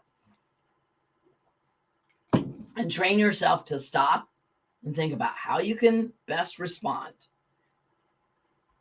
And it's your choice of how you respond. And do you know, sometimes not responding is a way to respond. You do not need to always respond to things. And if you're like me, Mrs. Talk all the time, expert, what is it called? If you're like me and you love to talk and you love to, but you don't need to always explain yourself. Sometimes saying nothing is the best way to deal with the situation. People in your life matter. Alone we can do little, and together we can do so much more. Helen Keller. Building a team is vital for accountability and success. Remember to look for and develop those people that you need in your life. Get out of your comfort zone and be willing to get around people who help you grow. Have you ever heard the saying, don't be the smartest person in the room? Don't. Get around those people. It could be more intimidating. It could be harder for you to be in those situations because you're out of your comfort zone, but do they empower you? Are they helping you reach where you want to be? And remember to look for and develop those relationships we need in your life. And some questions to ask yourself. Who do you need in your life today to be successful? Write that down. Who do you need? Reevaluate who's in your life right now. How do they make you feel? Are they taking you closer or further from you becoming the best version of you and meeting your goals in your business and your life? And be sure to set boundaries where boundaries may be needed to help you to grow, to be successful in your life, in your business. And be sure to have those 4 people in your life, your coaches, your mentors, your cheerleaders, and your friends. Begin building that success team. And don't feel bad if you don't have those people today, or don't feel bad when you go, oh, I have a lot of people that I might need to. This is a process. It's not an overnight thing, but it's important when we want to lose weight. You get a personal trainer, right? When you want to build your business, you could get a business coach. When you want to put your life together, you could get a life coach. When you want to mentor, Gerald used to tell me when I would walk into corporate America, I got my degree in computer science in the 90s. I walked in as a programmer analyst in the 90s as a 20-year-old when women did not do that. Gerald taught me 2 things. Make sure you know where the manuals are. Now we just Google stuff, right? And find a mentor. So anytime you're going in an area of your life that's outside your comfort zone, find the manuals, which you guys can Google anything. I have to tell people we actually used Index at the library to find information. Now we can Google, right? And make sure you get a mentor, coach, find your cheerleaders, your friends. You move so much faster when you have the right people in your life. There's one more person that we have in our life that's really important. Do you know who that person is? It's somebody you can't get away from, no matter how hard you try. It's you. So do you control your thoughts, or are they controlling you? Life is not supposed to be overwhelming. Life isn't meant to be merely survived. It's meant to be lived. You're meant to be the hero of your story. Do you realize how many thoughts get in the way of our plans? Negative thoughts are learned over time and they stay with us. Why do we have self-doubt? Why do we let fear get in the way of our success? Faith and fear cannot live in the same place. Write that down. Do you know that faith and fear cannot live in the same place? If you think or saying some negative thoughts and focusing on fear, you're killing your faith. Did you hear me? If you're focusing on fear, you're killing your faith. Do you remember negative things you've been told throughout your life or as a child that aren't true? Maybe you keep playing those old records in your head, thinking you are not good enough at work, in a relationship, as a parent or a spouse, or in general. Other people see you as successful, but you see yourself as less. Why is that? 4 important habits that play into the thoughts are 4 important thoughts: what we listen to, read, watch, who we hang with, what we think, and what we choose. Did you hear me? We choose to believe. Yes, I said choose to believe. What we listen to and read and watch, which is part of our personal development, is so important. What we listen to, read, or watch matters. Feeding our faith by becoming careful about what we listen to, what we read, and what we watch. Have you ever heard the saying, garbage in, garbage out? It's true. What we don't take in is just as important. Positive in, positive out. Making sure to read, listen to, and watch positive things. Somebody talked about reading your Bible. How we start our day matters. Getting your intake levels up by focusing on all those good things in your life. So remember, all those people in your life are important, and who we spend time with matters in the end. Man, that is true. And you know, who we spend our time with is also who we become. Yes. Mm-hmm. So Absolutely. that's what we need to worry about, is people we spend the most time with matter. So where can they get this book? Oh, it's on Amazon. So that, yes, they could purchase our book on Amazon. Tell us So the name that's of the very book again, important. Sherry. Huh? Tell us the name of the book. Oh, it's Here to There Revealed. It's a system for balancing life and business. Okay. So when you coach, what is your primary specialty? I'm a transitional coach. So I help people when they get stuck and they're trying to move from here to there. And a lot of times it could be in their business or in their life. But a lot of times I've had people sit down and think, oh, I need to figure out this component of their business. And I find out how much it affects their business is affecting their life. So we might need to work on that a little bit. Oh, absolutely. And you know, sometimes we need help to get there. We Yes. absolutely do. We also tend to sometimes think we're already there and then wonder why life isn't doing the things that we planned it to do. And that's when you go, wait a minute, maybe I'm not there. Maybe I need some help to get there. Mm-hmm.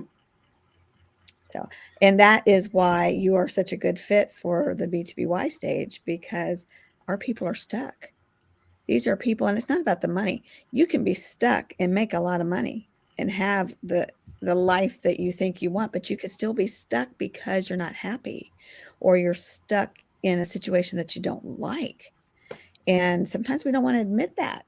We don't want to admit that we're stuck and that we need help. And to ask for that help is not weakness. You are so right. So And I that's love. Go ahead, Sherry. I'm sorry. we help people create the life and business that they love. because I hate it when people's businesses own them and they don't own their right. They don't own their business. And I hate it when we're not having that, because a lot of people went into business. What did you go into business for? And then you lose your life over a business, and it's not worth it. So I'm a big advocate on making sure that we are running our business and our business is not running our life. And most people don't know how to separate it.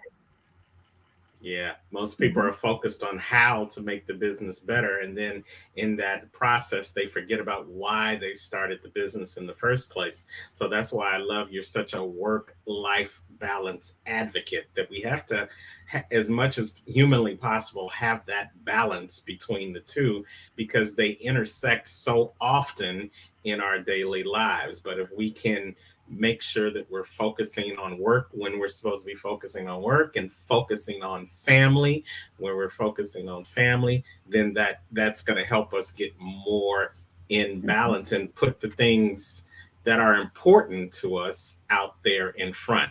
And we're glad that you're here to help us with that process. Your whispering nuggets that you gave us today have made this masterclass such a great show to be a part of, as well as to learn from. So thank you for that, Sherry. How can they get in contact with you? We know we can get the book on Amazon, but if they want to get a more intimate conversation with you and learn more about the process, how can they reach out to you? So it's here to there consulting.com is my website. And then I have Linktree Sherry Berger as well to get to all my social media platforms. So I can put those both in the chat for you. Well, we definitely appreciate that you do that for us. And you guys, if you want to get in contact with her, go to heretothereconsulting.com, connect with her on Linktree, can get the book on Amazon, and learn the process of how you can have that work-life balance in your life.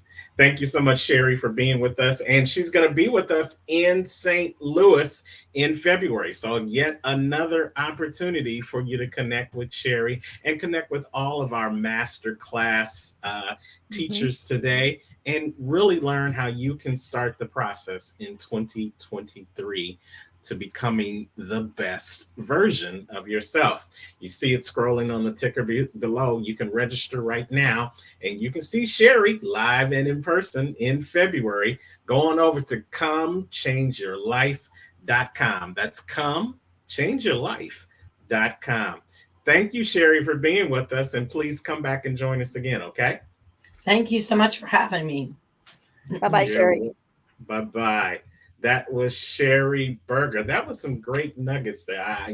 I love being able to be behind the scenes, because, I can get all these notes in real time. But, she said some great things. And this one was really, this is something you can never hear too much. Faith and fear cannot live in the same space. When you hear that, Brenda, what does that mean to you? Well, it means that if you are living in faith, and faith can be either spiritually or faith in yourself, faith in what you're doing, faith in a movement, faith that that chair is going to hold you, then if you let the fear come into that, you've just removed everything that you had the faith in. And you basically are giving into fear that it's not going to happen, because you're putting fear over faith. And if you have that faith first, there's no room for fear.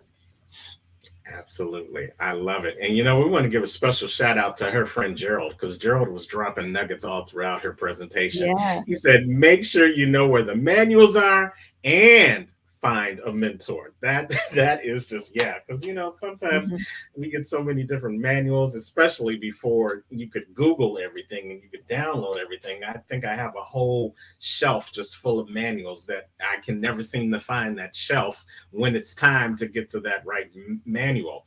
And in life, sometimes you don't have the right mentor in your life, the person who has experienced where you're trying to experience, the person who is at a level that you are trying to get to. You don't have that person to help you overcome the obstacles, to tell you some of the battle stories that they went through, that you may go through. But if you listen to what they say, you may avoid those obstacles along your journey. So definitely having a mentor, having all four of the people that she said, having coaches, mentors, cheerleaders, and friends is definitely important as you go through that journey of becoming the best you. And Brenda, I'm glad to know that you're all four in my life. And you as well in mine. And those four things, when you find those right people, that's a blessing. It's Yes, a gift. Hmm. yes, And it's something that absolutely. should be treasured. And, relationships go both ways. If you have that relationship with, let's say, the new boyfriend or the new girlfriend or whatever it is that's new, you tend to be on your best behavior and you tend to be the one that's always doing for that person. And then as the relationship gets older and you start to get more comfortable with each other, the trueness starts to come out, right? And when somebody can accept you for that realness, that you don't have to put on that face or that front anymore, that is when you can really start to make the change and to evaluate, because somebody like Sherry is going to come in and tell you as a friend, hey, don't do that. Are you crazy? Why are you doing that?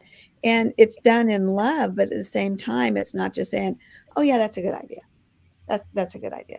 So sometimes in a new relationship, we tend to tell people what they want to hear instead of what they need to hear. And I look for people that tell me what I need to hear. And I guess I have this guy called Mr. Unstoppable that tells me that daily.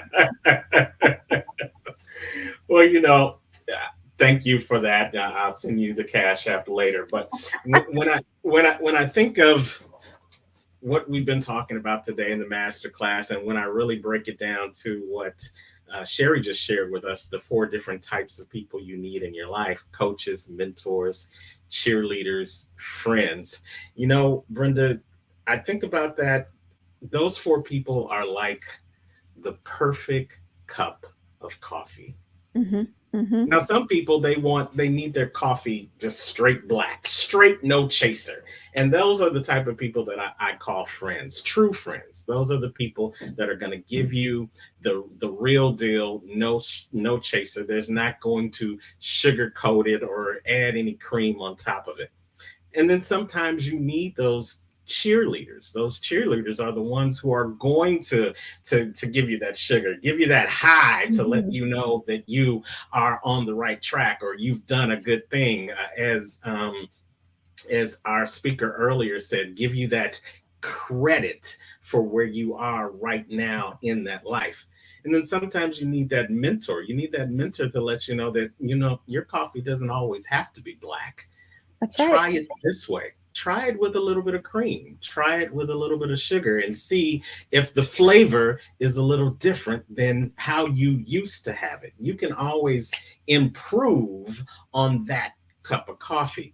And then you have that coach that can show you not only why it's important to improve on that cup of coffee, but give you little tools, tips, and strategies on how to make the perfect cup of coffee for you. And we've got one of those people all wrapped up in one in our next speaker, and he goes by the name Coffee Cup Chuck. Coffee Cup Chuck. His mission in life is to help you to have the perfect blend of coaching, mentoring, motivational speaking, and a little bit of tough love to let you know that you can be the best version of yourself each and every day. But he's not just a motivational speaker. He's got his own business. He's the owner of a commercial electric lighting company, and he also is a podcaster with his morning blog called First Cup KC. And he's the founder of an investment company called Tamic, as well as the host of a podcast called The First Cup. But that's just the story here. There's a backstory that he's going to share with you as he tells you he wasn't always all those things. He for many days in his life, he walked with the X on his chest. He went from ex-con to ex-quitter. And now he's going from ex-quitter to extraordinary. And he's going to help you. If you listen, if you take notes, if you listen intently, he's going to help you become extraordinary too and make the first cup of coffee each and every day the best cup of coffee for you. So let's welcome to the stage none other than our friend Coffee Cup Chuck, Mr. Chuck Doyle. Hey, Chuck, how are you? Hey, everyone. Can you hear me? Yep. Can hear you loud and clear. How are you, sir? Awesome. Man, that was a great introduction there. And I owe Hey, everything. I only call them like I see them. That's what's up, man. That is definitely what's up. I am pumped to be here today. All of the great people spoke today. Man, those messages just nuggets. But I just want to say this presentation, this is dedicated to you and Brenda because, like Sherry said in the last post, the last presentation, mentors and coaches, what are you going to do without them? So I definitely thank you for that introduction. Well, you're welcome. I've got my cup of coffee and I've got my pen and my pad, and I'm ready to get motivated so that my next cup of coffee is going to be my best cup of coffee. So come on, hit us with your masterclass, BTBY Masterclass. This is Chuck Doyle. Hey, good morning, everyone. So today I want to talk to you all about the X factor and how by applying this to my life, I was able to go from incarcerated to ex-con to elevated. You see, we all have these capabilities to do so many extraordinary things, but we have to do the right things to do it. So what happens is we often allow our mindsets to carry us in the wrong direction. And when this happens, consequences can be pretty expensive. So before I get too far into my presentation, I want you guys to help. I want to help you. I want to help put you all in the right mindset so I can take you on this little journey. So please help me in doing this by fully participating in this next exercise. So first off, I want you all to raise a hand if you've ever believed in something just to find out at a later date and time that it wasn't true. Keep that arm up just for a minute. Now raise your other hand if you've ever been directly affected by the negativity of someone else in any way, fashion, or form. Keep both of your hands up for a second and bear with me because I'm going somewhere with this. Now do me a favor and close your eyes and keep them closed. Now imagine you are a 14-year-old kid surrounded by cops. They're flashlights and guns. They're pointing at you and they're screaming, "Stop! Don't move! Keep your hands up where I can see them." How do you feel? Are you scared? Are you fearful? Or maybe even got a little bit of anxiety? Well, this was me at 14.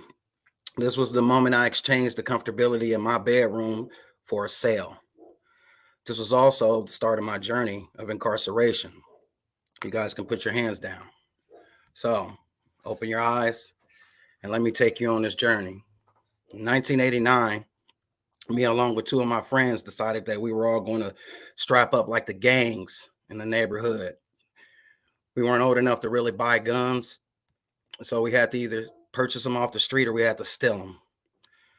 We didn't have any funds to buy them off the street, so we decided later on that day we were going to break into a pawn shop and steal them. But when we did it, we forgot to take one of the most important elements, bullets.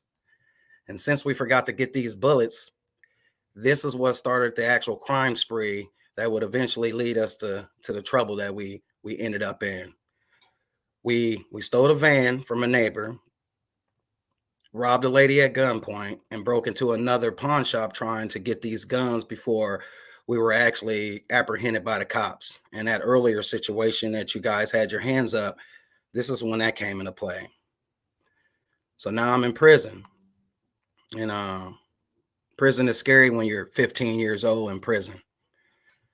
You're in prison with people that's twice your age. And there's no hugs, there's no mom, there's no brothers. It's just me. and a bunch of grown men. Now, a lot of people would automatically assume that, this would be a compromising position for a kid so young, and he'd be raped and taken advantage of, but that wasn't the case. See, I was 15 years old and I was a young black kid, and this kind of angered a lot of black men on the yard. So instead of going through a period of turmoil and abuse, I actually went from not having a father on the street to actually having a whole bunch of fathers in prison. I was lost. And when I say I was lost, man, just imagine a 15-year-old kid laying in his own cell every night by himself without the comfortability of his own home. It was pretty scary. And I spent a lot of time crying. I cried almost every night for about 2 months. It's probably even longer than that. But eventually, the neighbor who was in the cell next to me, he heard me crying. And one morning he approached me and he said, "Hey, man, take this stack of books and read them." And he explained to me that he hears me over the course of the night crying, waking up in the middle of the night crying. And he told me that reading these books would take my mind out of prison. It was a way for me to escape. So now I took the ability of reading and elevated myself to a totally different place where I wasn't in the prison anymore. I wasn't confined in the walls of this prison. Seeing that I was able to escape prison now every day by reading these books, it allowed me to avoid the men on the yard and all of that fatherly advice. So unfortunately, I never really learned the lesson. I would eventually return to state prison 2 more times before graduating to the federal system. And in this system, this was a different system altogether. You see, this system made it much harder for you to communicate with your support system. It forced them to travel from outside of the states. You were not in the origin of where you were from. Totally different system. This made it real hard for me to even stay connected to the free world, man. I hated it. So I ended up in Sandstone Prison, where I met a cool white kid. This dude was cool. He had a great support system. His support system sent him educational books to read, not the books that I was normally used to reading, the Westerns and the actions and I didn't really get into the romance because I just wasn't in a position to be reading about romance. So, but this guy, his family, instead of sending him books that were just books, they were trying to educate him. They were trying to support him by changing his mindset. So they gave him they sent him in a book called Think and Grow Rich by Napoleon Hill. This book was actually about changing your mindset by just simply changing the way you thought. After he read these books, he basically would loan them out to everyone else to read. I mean, he read it, so he was just trying to spread the knowledge. This guy was a cool kid. So I was like third on the list to get this book. And I remember when I finally got it, it just made me feel cool. And I just, I don't know. I didn't really obtain the book to actually read it and make any sense of it, even though I tried reading the book. And I just couldn't get into it. It just, I don't know what it was. I just couldn't concentrate enough to actually get past the first half of the book. But this kid finally gave me this book to read, and I started reading it. Now, back to his support system. In federal prison, you get 1 visit a month, but you can have this visit over the course of the weekend. So Friday afternoon to Friday night, you can have a visit. From Saturday morning to Saturday night, you can have a visit. And from Sunday morning to Sunday afternoon, that was the end of your visit. This required a couple days. And seeing that all of our families would have to come from out of town to visit us because of the distance between with the situation with us being in an environment where we were moved away from our origin, they had to travel and board for those days. And in the winter, people would board in hotels. But his family found a way to save money by camping during the summer months and the spring and the cooler, the warmer parts of fall. So these guys were on their way to visit him one day. And they were coming down to visit him for the weekend. And he would not get the visit. Unfortunately, a semi-tractor trailer driver fell asleep behind the wheel of a semi. He veered over into their lane, causing them to veer off the road. And when they went off the road, it caused the RV that they were traveling in to roll over, killing everybody in it pretty much. This man lost his whole support system, y'all. And when I say his whole support system, I mean his mom, his dad, his wife, his kid, his sister, her husband, and God knows who else was in the RV. But he lost them, and I mean that devastated him. He lost his whole support system, and all the other inmates and myself could think about is, you know, this could have been me. This could have been my family. This could have been my situation. So, man, I don't know. I had to change. I had to do something. But how do you do that? How do you change when doing what you've done is all you've ever done, is all you've ever known?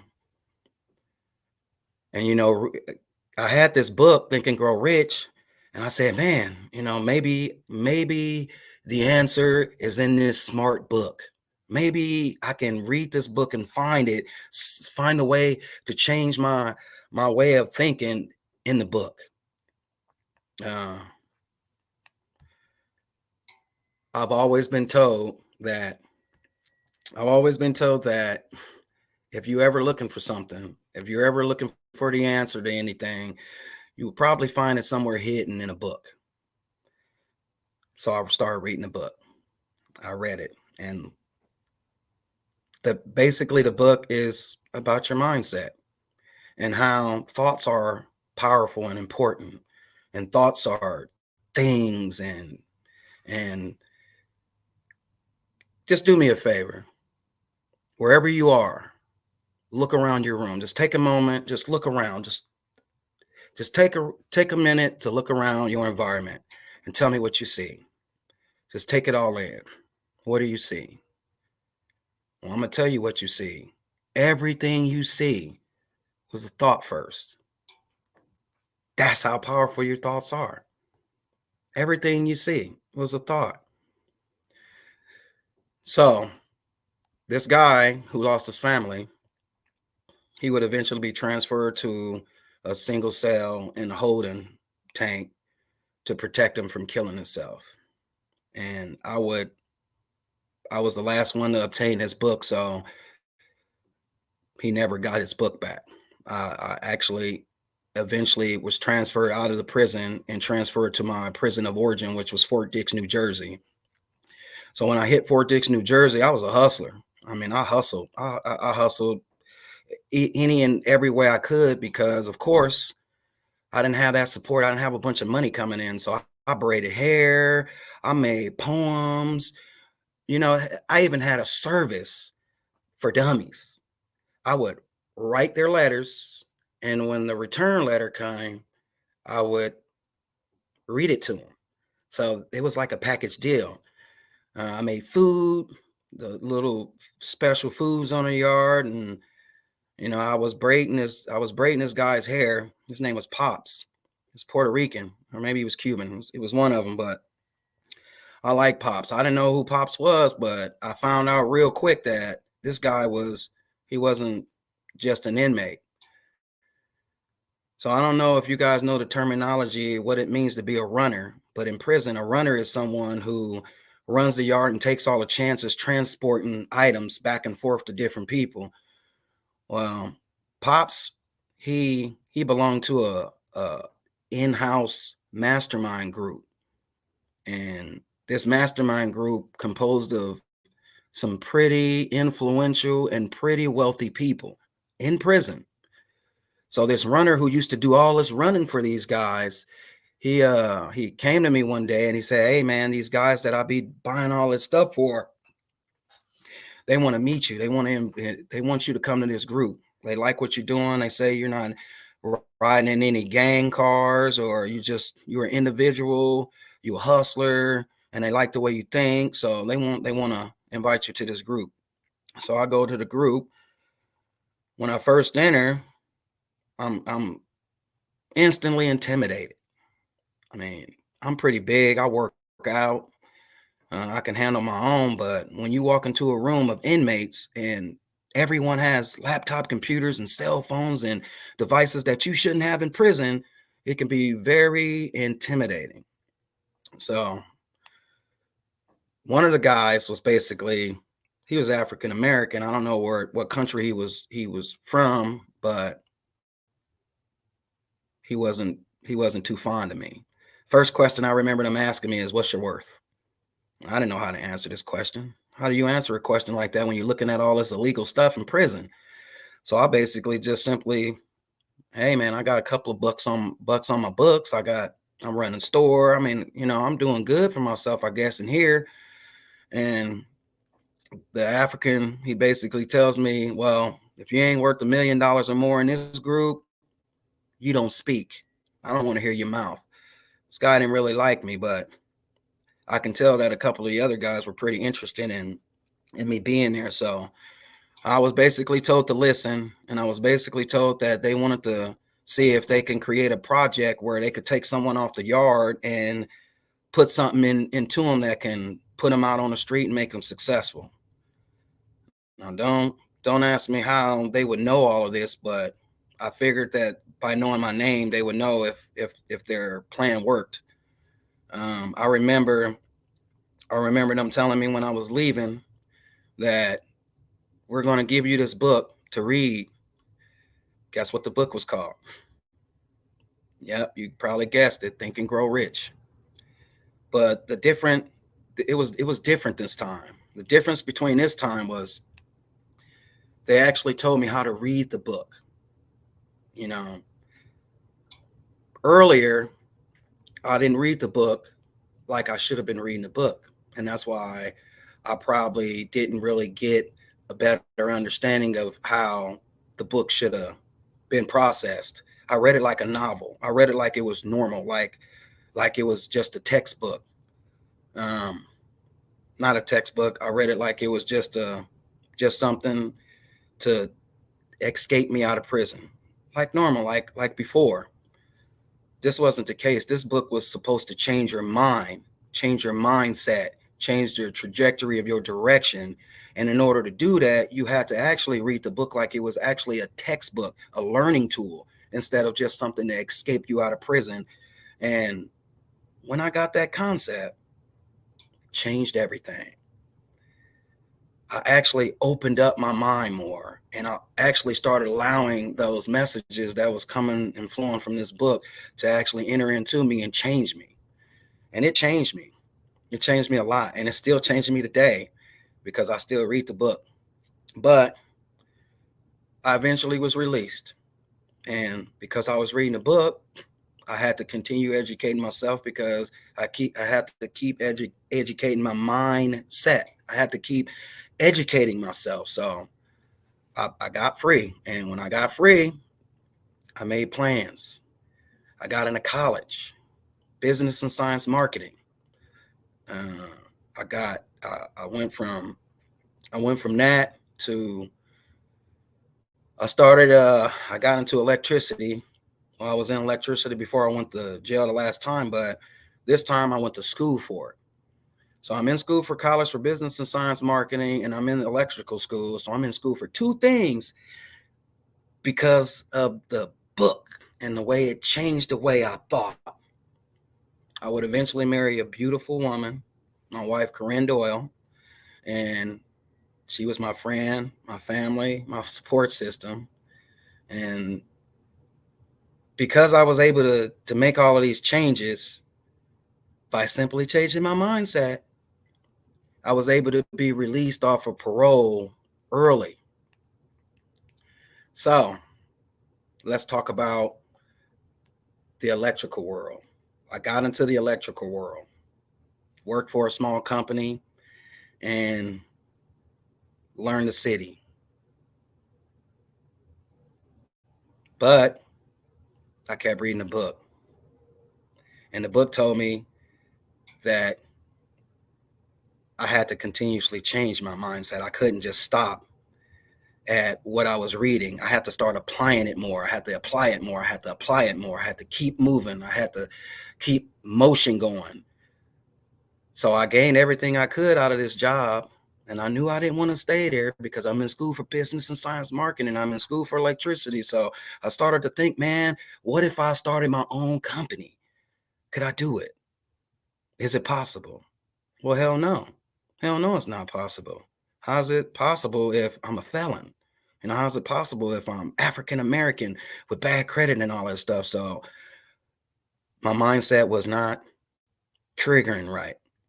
But the seeds, you plant seeds in your head and those seeds will grow. So I did plant little seeds in my head saying, one day you're going to start your own company. One day you're going to start your own company. I just didn't believe it. But I did plant them in my head. They were planted. So I started planting those seeds around the city, telling everybody, man, I'm thinking about starting my own business. And people start cheering me on. Like Sherry said in her presentation earlier, the cheerleaders, they're important because they gave me a better understanding of what the world would think of me just by knowing who I was and knowing the personality I had. And they helped me develop this understanding of myself that maybe I could do it. So I started to think maybe I could. Well, one day while I was working, my boss pulled up on me. He pulls up on me, doesn't get out of his car. He basically says, he lets down his window and let me talk to you. Well, me being a funny guy, everyone knows old coffee cup Chuck. I'm this laid back, funny, happy guy, positive person. I approach his vehicle. What's up, boss? Uh-oh, something going on.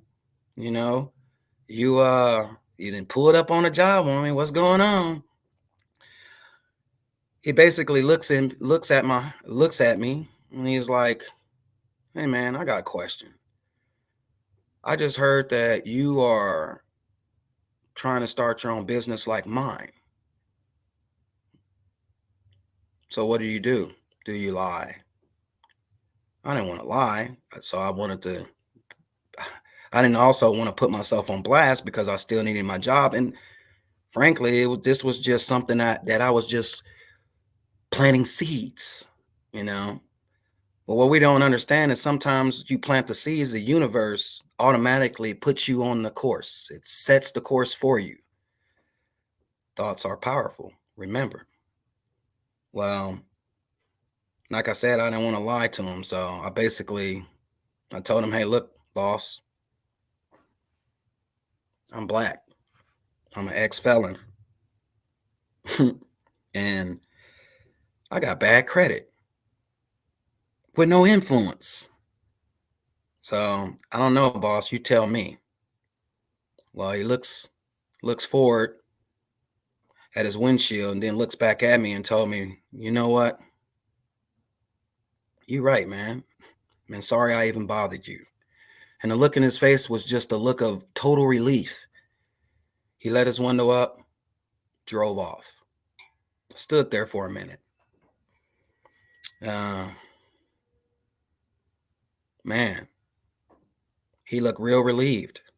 Like he didn't have no faith at all. Like, what was I thinking? This guy can't pull this off. He's right. And then I sat there thinking, you said those words, Chuck. You said them. He didn't say it. You said it. You just told yourself that you couldn't do it. You just told your mind that you wouldn't be able to do it because of those things. From that point, I made a pact with myself that I would never doubt myself again like that. I would never do it. So I set the stage. I started elevating, and I elevated to this, to that right there. I created a logo, created a structure, and went out and got partners that could help me do it. Everything that I said I couldn't do, put an X in front of it. That X, I put the X in front of it. And Luminous Technology was born 2018. We were on a roll. Y'all, when I say we were on a roll, we was rolling. I couldn't believe it, man. Got a bucket truck sitting out in front of my house for 2 years. 2 years passed by. COVID hit 2020. When everybody else is losing their companies and everyone else is shutting down and the city is shut down, my mindset saying, let's keep it going. My partners and everyone else is saying, oh man, we should be scared. We should be scared, man. We should go in protective mode. And I said, no. My mind is telling me no. My mind is telling me to keep on elevating. So I kept on elevating and we pushed through. Being able to make it past COVID told my mind that everything the book said was right. Stay on course. Continue to build your mindset. So more books and more books and more books came into play. And I was going to talk about those books today, but my mentor, he told me we got plans for those books at a later date. So y'all make sure y'all stay tuned for that.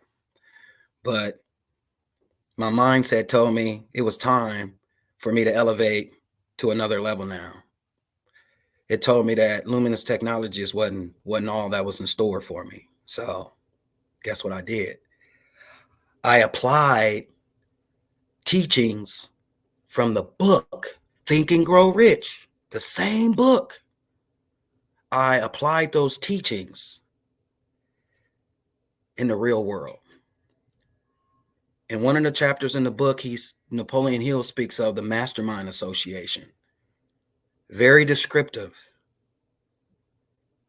I took those teachings and I went out, created a video on YouTube under TAMIC, TAMIC, the American Mastermind Investment Club. It's on YouTube if you want to go check it out. I applied this chapter to the real world, and 3 years later, TAMIC is still here. TAMIC has created opportunities for not just me, but 13 other people. Inside of TAMIC, we have already been able to make an investment to where we have already been able to help someone else become a business owner by creating his own, making his own dream come true. But guess what, y'all? My mindset is, this is not it for you, Chuck. This is not it.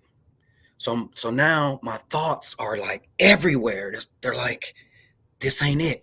My mind is just turning, and I can't get this mind to shut off now, because now I know what I am capable of doing, because I know all I have to do is think it, and not negatively, but positively think the things that I want into existence. So guess what? It's now time for me to elevate again.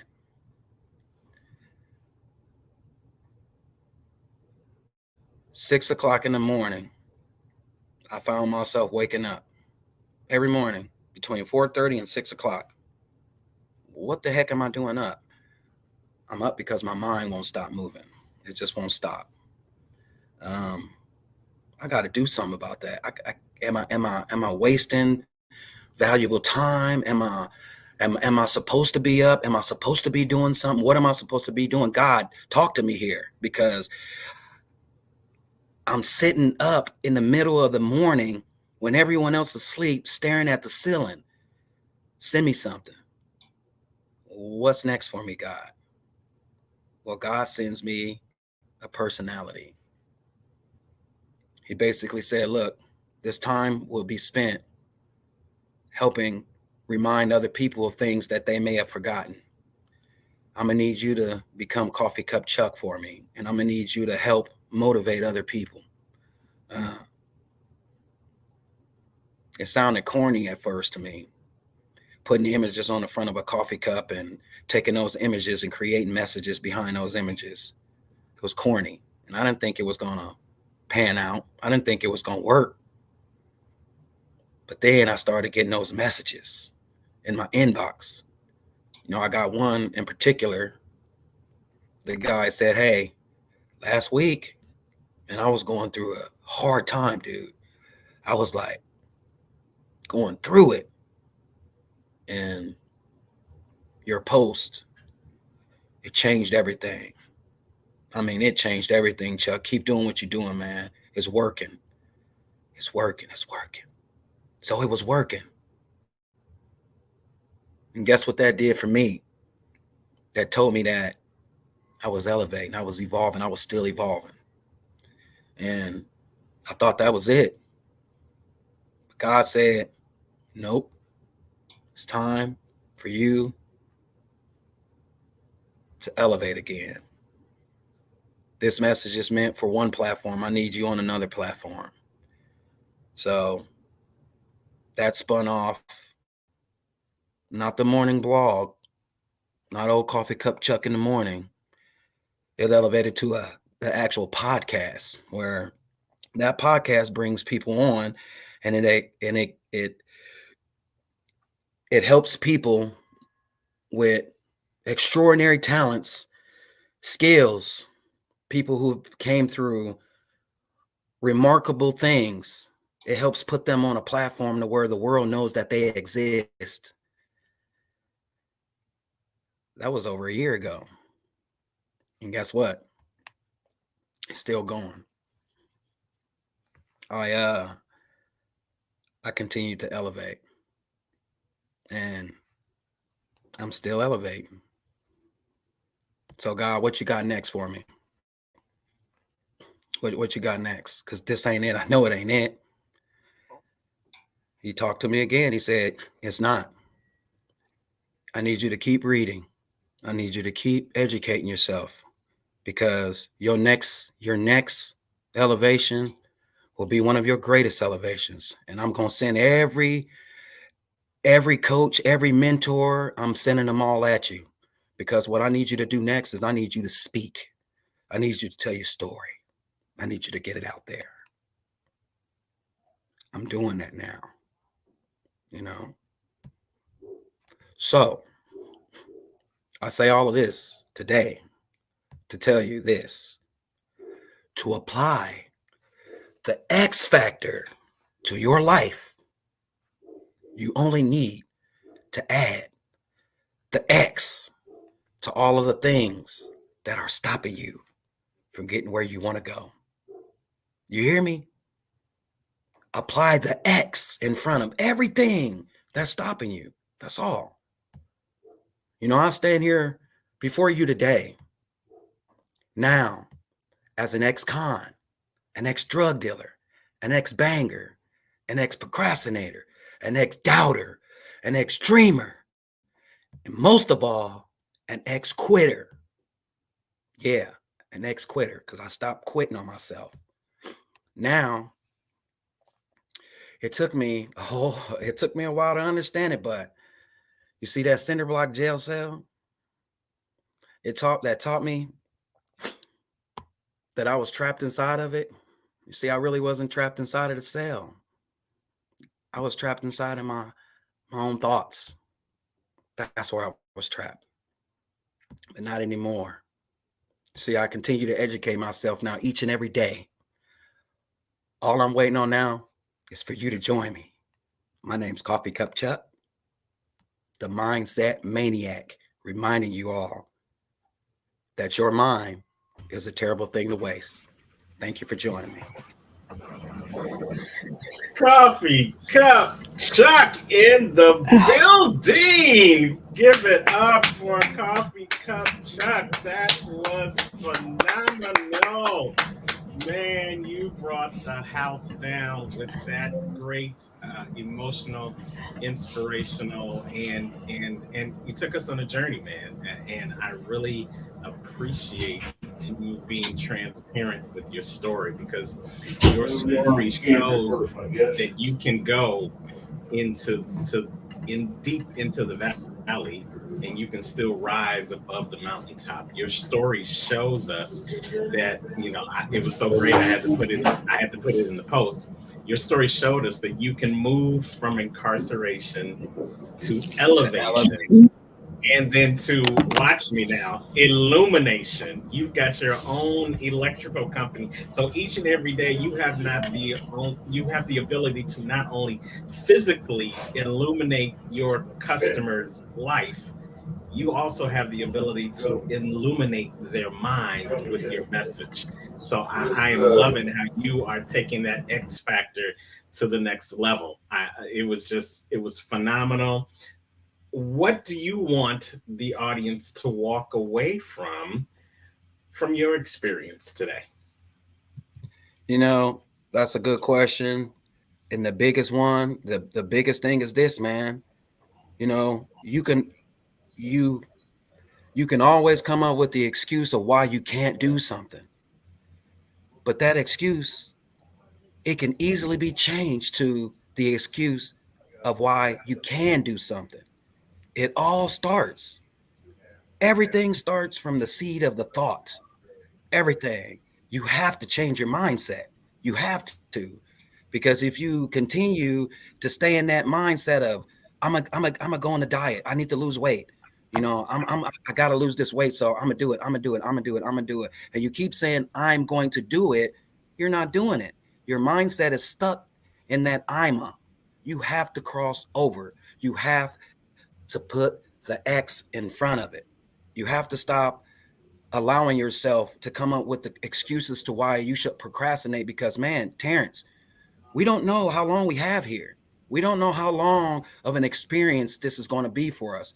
So it is important for us to live every day like it's our last day, every day.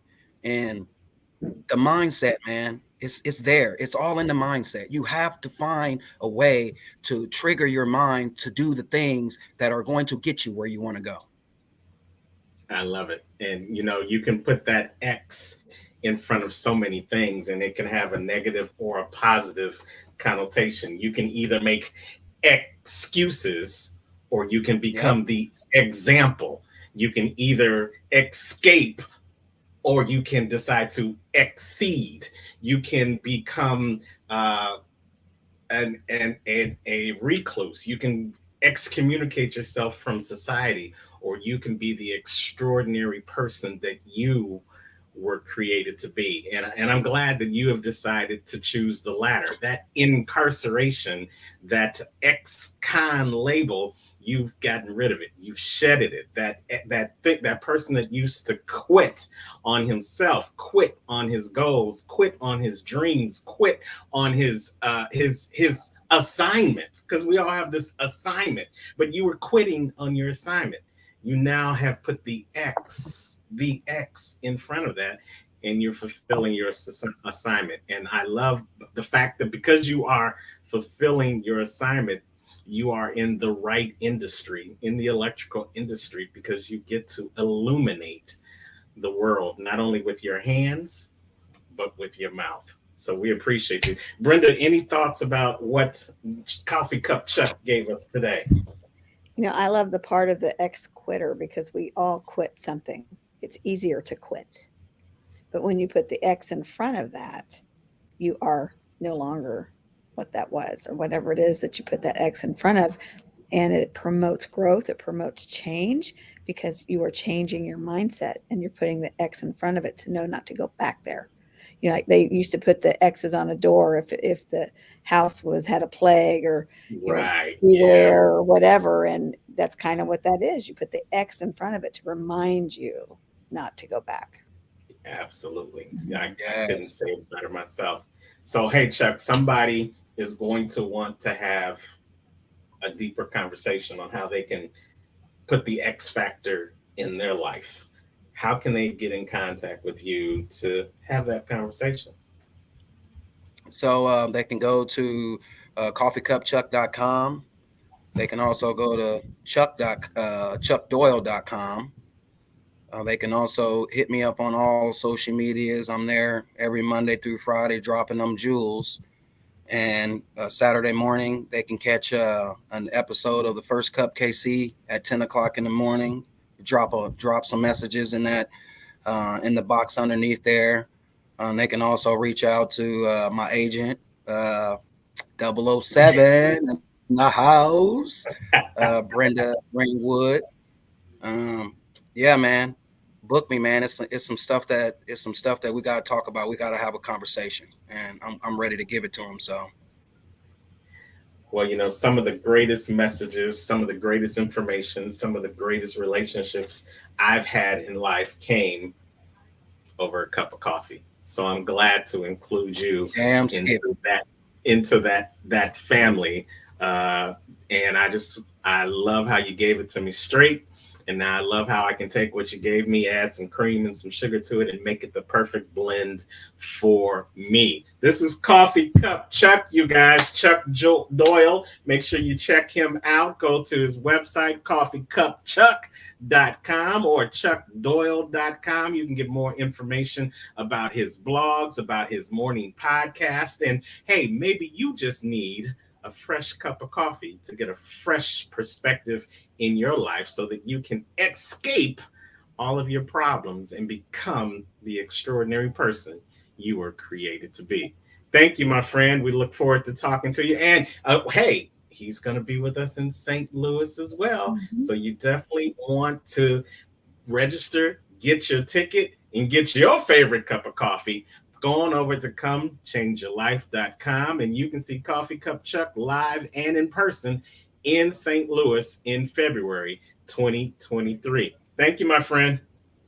Hi, Chuck. Stay positive, people. Yes, yes, yes. All righty. Well, that puts the lid on the cup, to say the least, for this BTBY Masterclass. Brenda, real quickly, what were some of your takeaways from today's Masterclass? The biggest one, I think, is that it's okay to ask for help. It's okay to have a past, and it's okay to move forward from that. So if you ask for help to get past where you were into where you're going, that is a strength, not a weakness. And if you use whatever it was that was stopping you as that step to move forward towards those goals, you're going to succeed. Oh, yeah. We want to thank Jean Caggiano for joining us. She said, go farther by taking risks and breaking barriers. We love that. Thank you for sharing that with us. Christy Iwuchu, she joined us. She said it takes courage to change your mindset. And thanks for sharing that. That was for Coffee Cup Chuck. Thank you so much for Christy for joining in.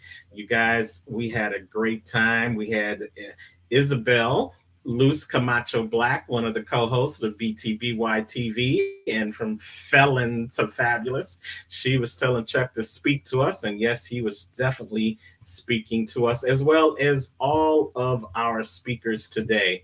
We're doing a great job. Hopefully your pad is full. Hopefully your heart is full. And more importantly, hopefully your mind is full. Now you are ready to take all the knowledge that you've learned today and apply it in your life so that you can become the best version of you. I'm Terrence, the Unstoppable Coach Leffridge. Thank you so much for joining us today on the BTBY Masterclass. We look forward to seeing you in person in February 2023 at the BTBY in-person conference in St. Louis. Go on over to comechangeyourlife.com. And on behalf of Brenda Ringwood, you know what we say. Wherever you are in the world today, don't just make it a great day, but work on becoming the best version of you, and then you can make it an unstoppable day. Unstoppable day. That's right. Until next time, you guys, we will see you on the other side. Take care.